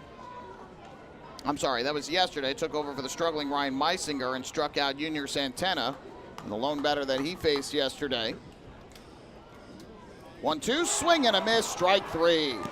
Tyler Webb gets the job done. He takes over on the mound and strikes out Alfredo Reyes to leave the bases loaded here in the 8th inning.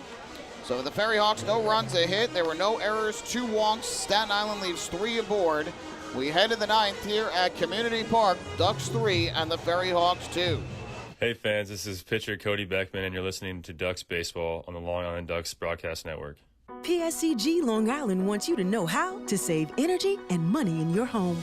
Did you know energy-efficient appliances can use up to 25% less energy?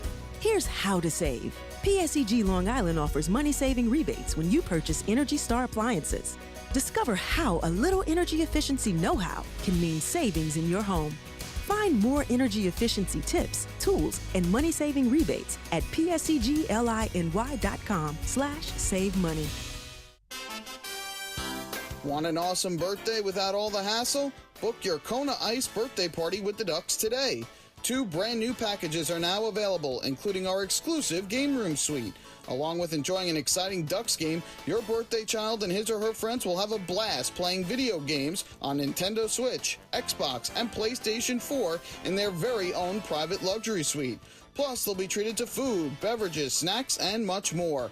Kona Ice birthday parties with the Long Island Ducks, the party of a lifetime. Sayville Ford, the no-fees dealer, has been family-owned and operated for 65 years. Visit their spacious showroom to choose from a giant inventory of new, pre-owned, and commercial vehicles with a free 10-year, 100,000-mile powertrain limited warranty included. Some exclusions apply. Plus, they offer top dollar for trades, and their service department is open until 1 a.m. on weekdays. Sayville Ford, Long Island's Ford giant, is conveniently located off exit 50 on Sunrise Highway, or visit SayvilleFord.com for more information.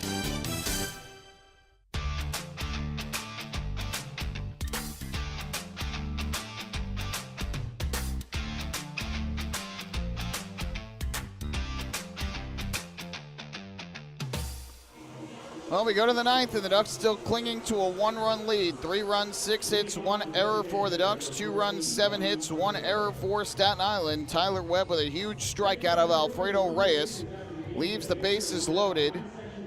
In the 8th inning to keep the Ducks ahead by a run. Now we go to the 9th inning. Ducks will send up Johnny Turbo, Dustin Woodcock, and Vladimir Frias to the plate against left-hander Chris Nunn, who will take over on the mound for the FerryHawks and try and keep this a 1-run game. First pitch swinging, though. Johnny Turbo lifts a fly ball to left. Fairly well hit, but playable for Monhay, who retreats and makes the catch for the first out of the inning. So Turbo retired on 1 pitch. He is now 2 for 4 in the game, an infield single, and then took first base on an errant pitch to account for his 2 hits. 1 away in the inning, and that'll bring up Dustin Woodcock.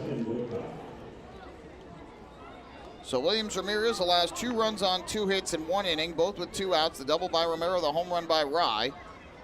Struck out 1. He threw 17 pitches, 11 for strikes. And again, those are the first 2 runs he has allowed this year. First pitch taken for a strike, 0-1 on Woodcock, who has flied out 3 times in this game along with a pop out. 0 for 4 on the day. 0-1. And the breaking ball misses upstairs, 1 ball and 1 strike. Nunn, this is his 14th appearance, 0-2 with a 2.35 ERA, 3 saves, 4 holds on the year for Nunn. 1-1. Breaking ball strike, inside corner, 1-2. In 15 1/3 innings, Nunn has allowed 10 hits, 8 runs, 4 earned. He has walked 12 and struck out 32. 1-2. Woodcock a swing and a miss, strike 3. The fastball blown by him. First strikeout for Nunn, the 5th for the FerryHawks pitching staff. Sandy Baez is getting loose in the bullpen for the Ducks. It appears as he will come on and try and get the save in the bottom of the 9th, and they won't stick with Tyler Webb, who struck out Alfredo Reyes in dominant fashion to end the 8th inning. Looking ahead, Staten Island has 2 righties and a lefty due up. Joseph Monhay, Javier Betancourt, and Ricardo Cespedes. First pitch to Vladimir Frias, squares to bunt, pulls back, and he takes the fastball low. 1 ball and no strikes. Frias is 0 for 3 with a walk in this game. 3 flyouts, along with the base on balls in the 3rd.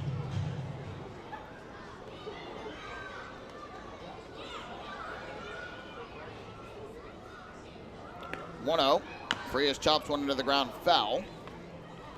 That'll even up the count at 1 ball and 1 strike. Frias looks to be hobbling a bit after that foul ball. We gave you the out-of-town scores in the Atlantic League on the Major League Scoreboard. Yankees an 18-4 rout of the Cubs today up in the Bronx. Tyone the win improved to 7-1. Thompson the loss fell to 6-2. Banuelos his first save of the year. A ton of homers for the Yankees. 2 from Higashioka, his first 2 of the year. 2 from Matt Carpenter, his 5th and 6th of the year. And Happ hit his 7th of the season for the Cubs in the loss. Mets and the Angels will play at 7 o'clock on ESPN tonight out in Anaheim. Taijuan Walker gets the start for the Mets against Patrick Sandoval for Anaheim. Tough end to the season last night for the New York Rangers, who fall 2-1 in Game 6 to the Tampa Bay Lightning, who advance to the Stanley Cup Final for a 3rd straight year and trying to make it 3 consecutive Stanley Cup victories. They'll face the Colorado Avalanche beginning on Wednesday night in the Stanley Cup Final. Well, after a quick look by head athletic trainer Tommy Craig, Frias appears to be okay and will continue on in this game. He's got a 1 ball, 1 strike count with the bases empty and 2 down. Chris Nunn ready to resume. 1-1. Swinging a foul ball back to the screen. And now Frias behind in the count at a ball and 2 strikes.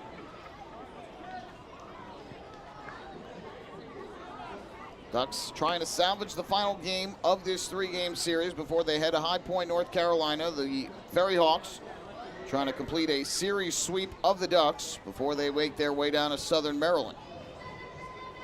1-2. Foul back again. So the count remains 1 ball and 2 strikes.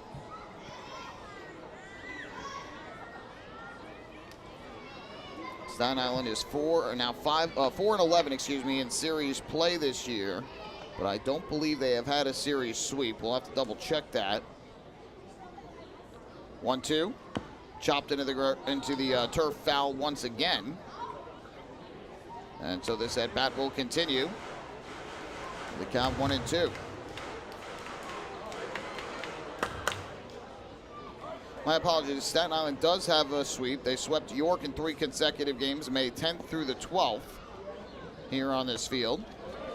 Swing and a miss by Frias here. That is strike 3. So Vladimir Frias goes down on strikes. 2 Ks in the inning for Chris Nunn, a 1-2-3 ninth. We'll head to the bottom of the 9th here at Community Park. Ducks will try for the win. They lead it 3-2 over Staten Island. Hey fans, this is Tyler Webb, left-handed pitcher, and you're listening to Ducks Baseball on the Long Island Ducks Broadcast Network.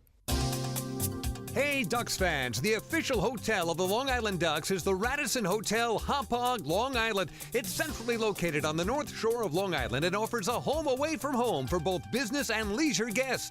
The Radisson Hotel, Hauppauge, Long Island features an indoor pool, 24-hour business center, a fitness center, and complimentary Wi-Fi in all guest rooms. Enjoy the contemporary American cuisine at the Fountain Grill restaurant or grab a quick bite to eat at Cafe Pronto. And best of all, it's only minutes away from Bethpage Ballpark. The Radisson Hotel, Hauppauge, Long Island, the official hotel of the Long Island Ducks. Call 631-231-1100 today. That's 631-231-1100. Your source for everything Ducks is liducks.com. The official website of the Long Island Ducks is the best place to stay up to date with Long Island's hometown team. Purchase tickets to the game, see the full promotional schedule, visit the online store, read the latest news stories, and watch every game live right on the homepage. The site offers an optimal browsing experience on either your computer or mobile device. liducks.com, the official website of the Long Island Ducks, your one-stop shop for all things Ducks baseball.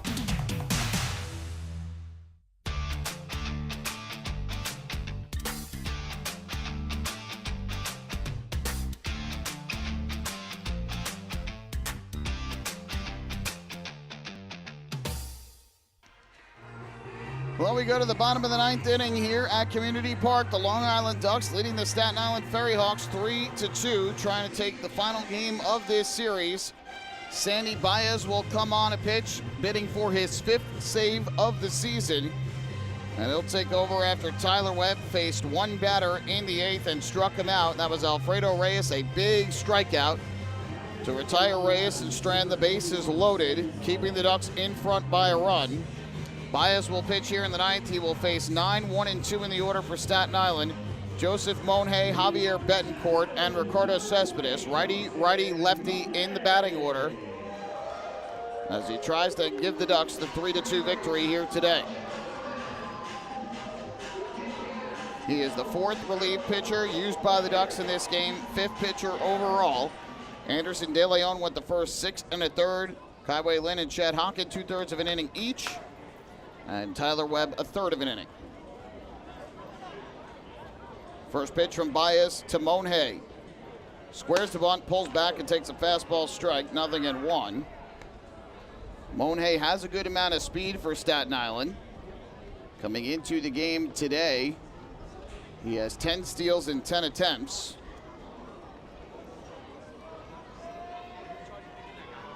Oh-1 from Baez. Slider misses the outside corner, 1-1. Baez comes in at 2-1, a 2.37 ERA on the season, 18 appearances, which is the most among this Ducks pitching staff. He's got 3 holds and 4 saves. 1-1. That breaking ball misses inside under the hands. And to move the count to 2-1. In 19 innings this year, Baez has given up 12 hits, 12 runs, but only 5 of those earned. His big issue has been command. He's given up 18 walks this year in 19 innings, but he's also struck out 18. 2-1. And that fastball misses low. So now Baez behind in the count at 3-1. And in danger of putting the speedy Monhey on to begin this 9th inning.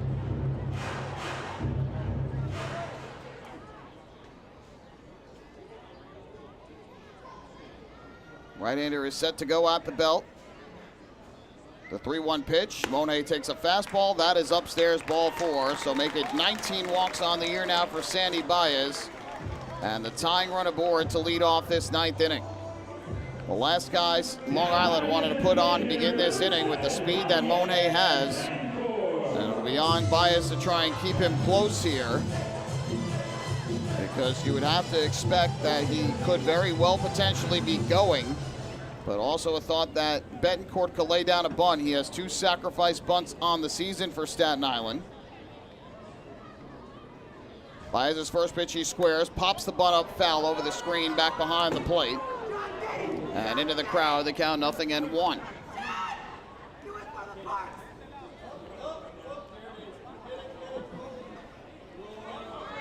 Betancourt today is 1 for 4. He hit a flared single to right his last time up in the 7th.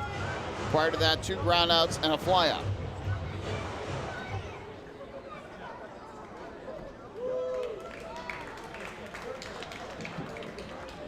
Baez gets the sign and comes set. 0-1 runner goes. Pitch is swung on and line to right. Racing in is Dustin Woodcock. He makes the catch, and they're going to double him off first, assuming the throw is caught, and it is.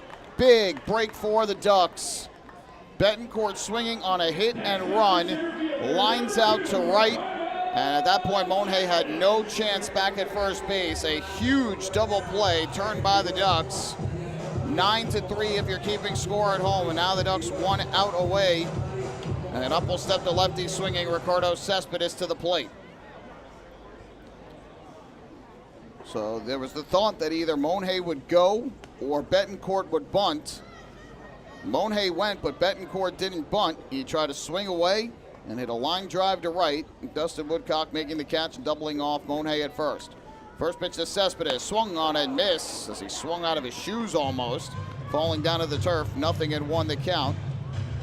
Cespedes in this game is 1 for 4. He singled to right back in the 3rd, but then was picked off at first by Austin Rye. 0-1.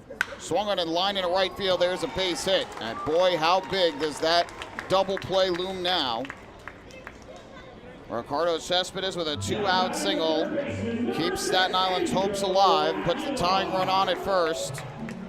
And that'll bring up the righty swinging 3rd baseman Angel Aguilar to the plate. So the only lefty hitter on Staten Island's roster gets the 2-out single. And Cespedes has some speed too, so the Ducks will have to pay attention. 6 steals and 8 attempts this year for Ricardo Cespedes. Here is Aguilar, who's 0 for 3 with a walk. Baez gets the sign and comes set. First pitch is a slider outside for ball 1. Aguilar has the most power on this FerryHawks team. 7 home runs on the year, including 1 here yesterday, so Baez will have to be careful. Castillo playing very deep in center. De Aza the same in left. Aguilar takes. That pitch misses low. And now Baez behind 2 balls and no strikes on the FerryHawk 3rd baseman. And one thing we saw from this Staten Island team, especially yesterday, they've got a bunch of free swingers, but in late game situations, they were very patient at the plate. Not really chasing much out of the zone at all against this Ducks relief corps. They drew 2 walks in the 8th inning against Chad Hockin. 2-0, and Aguilar takes the slider way outside. So now 3 balls and no strikes. And Baez in danger of walking his 2nd batter of the inning, which would put the tying run at 2nd and the winning run at 1st for Dilson Herrera, who's been on base 3 times today.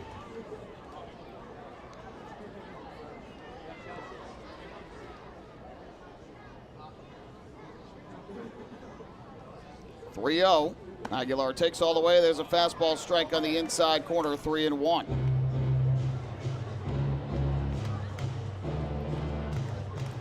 One on, 2 out. Bottom of the ninth, the Ducks leading it 3-2 over Staten Island. The final game of this 3-game series. 3-1 Aguilar. That's on the outside corner, a fastball strike, and now the count full at 3-2. It is a bit of a break for the FerryHawks, and the fact that it'll give Cespedes the head start from first with a 3-ball, 2-strike count and 2 outs.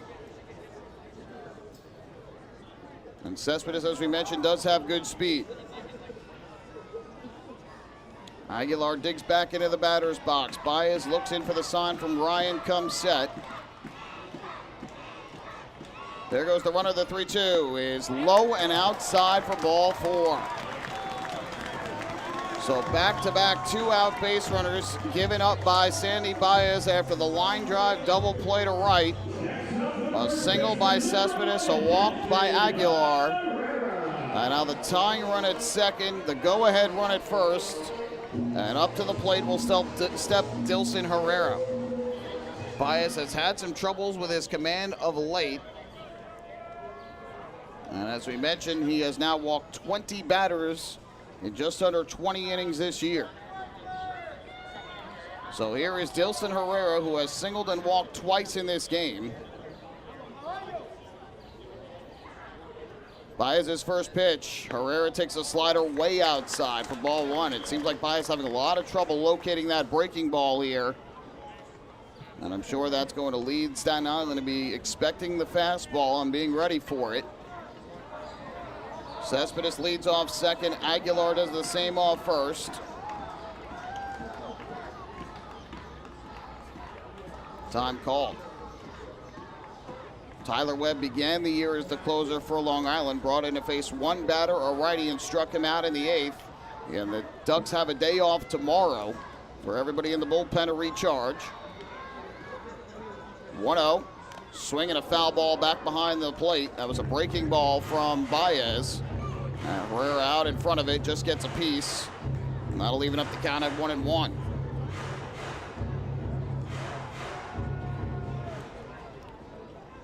FerryHawks have been scoring a lot late in games in this series, including 3 in the 8th inning yesterday, 2 in the 7th today, and the only run of the game in the 9th inning on Friday.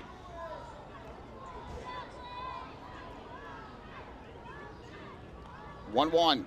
Herrera, a line shot to third, backhanded by Romero. He bobbles, recovers, throws in time for the out. This ball game is over, and the Long Island Ducks salvage the final game of this 3-game series with the Staten Island FerryHawks as they hang on by a thread to win this one 3-2. Romero had Herrera played perfectly right along the third base line. Bobbled it initially, otherwise he might have gone a third for the force out, but he stayed with it and fired a perfect strike across the diamond to end the game. So the Ducks get the win. They avoid a 3-game sweep in the hands of their rivals. They now have a 6-3 lead in the Battle of the Belt over Staten Island, and it'll be a much happier bus ride down in North Carolina for this Ducks team. In the 9th, no runs, 1 hit, a couple of walks. Staten Island leaves the tying and winning runs on base. And Long Island wins it 3-2. Don't go anywhere. Post-game shows coming up next. We'll recap this one and hand out the player of the game honors. Hey fans, this is pitcher James Varela, and you're listening to Ducks Baseball on the Long Island Ducks Broadcast Network. This is it. Check it out. See what everyone's talking about. Let Nicolak pave your way. Bring your outdoor living dreams to life. Visit Nicolak's Outdoor Design Center at 200 Henry Street in Lindenhurst and see thousands of square feet of pavers, retaining walls, fire pits, and outdoor living accents on display. Only Nicolak paving stones are made with Paver Shield technology for more vibrant color options than anyone else. Visit Nicolak.com to request a free sample or their Outdoor Design Center at 200 Henry Street in Lindenhurst. Nicolak. Ask for it by name. You'll see the difference. Visit Nicolak.com. That's Nicolak.com. Let Nicolak Pavers, pave your way. Pave your way.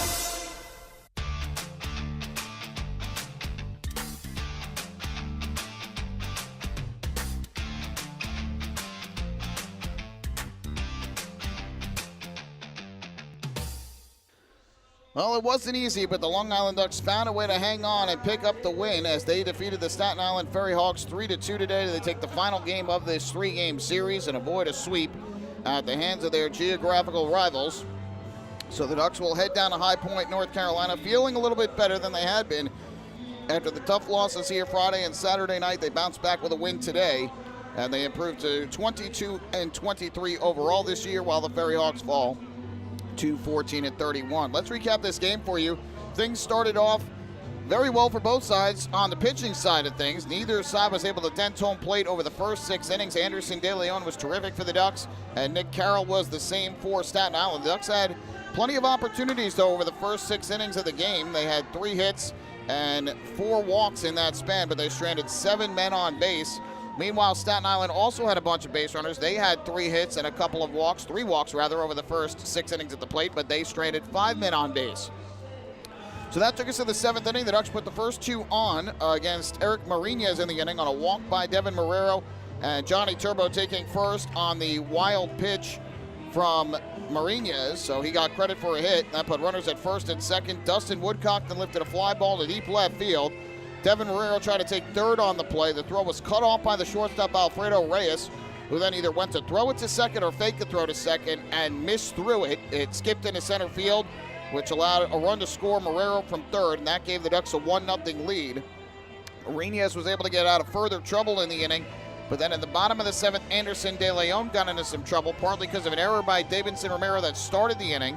And then with 1 out, a bloop double to left center by Alfredo Reyes put runners at second and third with 1 out. Into the game at that point came Kaiwei Lin. Joseph Monhe pinch hit for Kelsey Whitmore, and he had a soft flare 2-run single down the left field line that gave Staten Island the lead at 2-1. Lin would then allow a single to Javier Betancourt, but then induced a double play off the bat of Ricardo Cespedes to keep it a 1-run game. In the 8th inning, Williams Ramirez took over on the mound. He had not allowed a run all season long, retired the first 2 with ease on ground balls. But with 2 outs, Davidson Romero doubled to center field, and Austin Rye followed with a 2-run home run over the left field fence, his second long ball of the year, his first home run as a member of the Ducks. And that gave Long Island the lead at 3-2.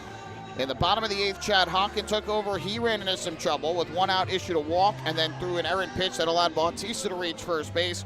With 2 outs, he walked John Nestor. Tyler Webb was brought on at that point. He struck out Alfredo Reyes to end the inning and keep the Ducks ahead by a run.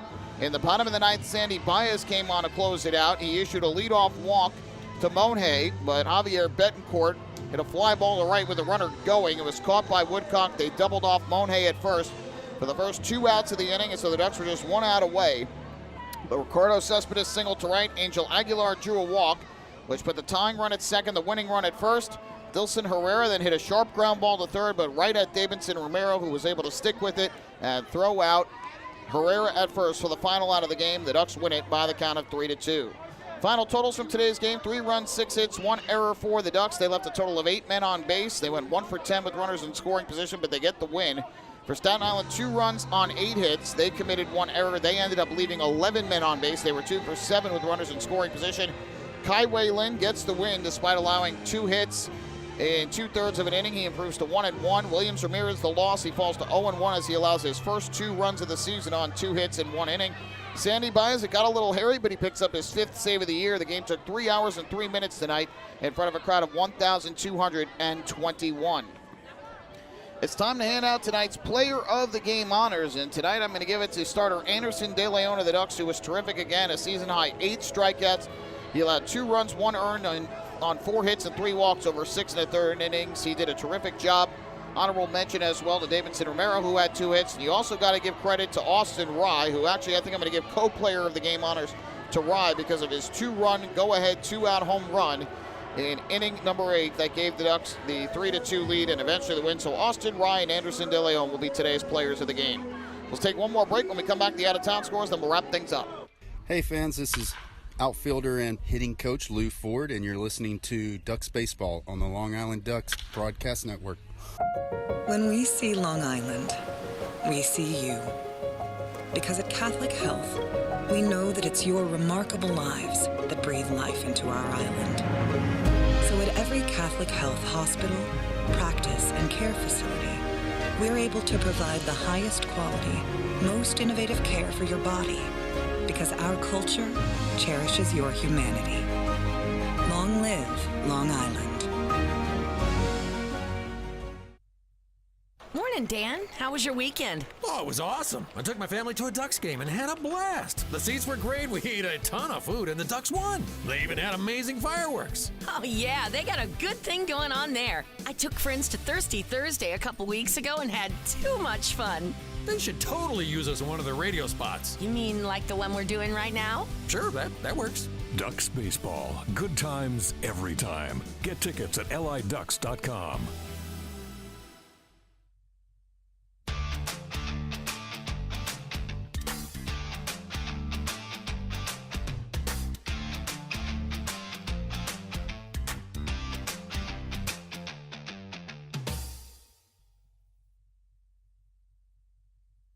Back here one final time at Staten Island University Hospital Community Park. The Long Island Ducks winners today by the final count of 3-2. They take the final game of this series, and they'll make their way down to High Point, North Carolina, where they will enjoy an off day tomorrow before opening a 3-game set against the Rockers on Tuesday night. On the out-of-town scoreboard, 2 games are final. Earlier today, the York Revolution, a 10-2 rout of the Wild Health Genomes in Kentucky. Martinez, the win, improved to 3-4. Scott, the loss, fell to 3-4. For the Revolution today, Lenine Rodriguez, his 3rd home run of the year. Nelly Rodriguez, his 6th home run. And Connor Lean, his 3rd of the season. Miller hit his 2nd home run of the year for the Genomes. Also a final, Lexington 11, Lancaster 9 in Pennsylvania. That game of final. Lavendier, the win, improved to 3-2. Johnson, the loss, fell to 1-5. And Adams, his 8th save of the year. For the Legends, Courtney Hawkins, his 16th home run of the season. For the Barnstormers, Anthony Perrone hit his 1st home run of the year. 2 other games are still going on right now. It's a rout in Charleston. The Southern Maryland Blue Crabs with an 11-0 lead over the Charleston Dirty Birds. That game is in the bottom half of inning number 5 as Southern Maryland continuing their winning ways. No home runs either. 3 RBIs from David Harris and 2 from Zach Collier leading their offense. One other game is going on right now. It's in Gastonia, North Carolina, where the Honey Hunters have a 9-5 lead over the Rockers, who are staring at a 9th straight defeat. That game is in the top half of the 8th inning. For Gastonia today, Emmanuel Tapia has hit his 4th home run of the season. For the Rockers, Tyler Ladendorf his 4th, and Xander Wheel his 8th home run of the year. So that's the Atlantic League out-of-town scores. On the Major League scoreboard, the Yankees all over the Cubs today up in the Bronx, 18-4, the final there. Tyone, the win, improved to 7-1. Thompson, the loss, fell to 6-2. And Banuelos, his 1st save of the year. 4 homers from the Yankees, 2 for Kyle Higashioka, his first 2 of the year. 2 for Matt Carpenter, his 5th and 6th of the year, and Happ hit his 7th of the season for the Cubs. Mets and the Angels just getting underway out in Anaheim under the lights on ESPN. No score there in the top of the 1st inning. Walker against Sandoval, the pitching matchup in that ball game. So that'll do it for the out-of-town scoreboard. Ducks will head down to North Carolina. They'll open up a 3-game series with the Rockers on Tuesday night. They'll send former Rocker right-hander Akil Morris to the mound, who's 1-4 on the year with a 6.07 ERA, but has been terrific in each of his last 2 starts. We have yet to hear from High Point about their starting rotation. They have a lot of changes to their rotation of late, and that has been a big reason why they have lost 8 in a row coming into today. Wednesday night will be Joe Iorio for the Ducks. Thursday will be Stephen Tarpley for Long Island. Now the Ducks will try and continue their winning ways as they get the win here today in the final game of this 3-game series. That'll do it for us here at Staten Island University Hospital Community Park on this Sunday evening. Once again, the final score, the Long Island Ducks 3 and the Staten Island FerryHawks 2. We invite you to join us for our next Ducks broadcast. That will be on Tuesday night when the Ducks open up a 3-game series with the Rockers down in High Point, North Carolina. Pre-game show at 6:20, first pitch 6:35. We'll have all the action for you on the Long Island Ducks Broadcast Network. For my partner here in the booth, Mike Moore, my name is Michael Pollack. Thank you so much for spending your Sunday afternoon with us. We hope you enjoyed the broadcast and the Ducks win. Have a great rest of your evening. We'll do it all over again on Tuesday night down in North Carolina. Good night and so long from the North Shore of Staten Island, New York.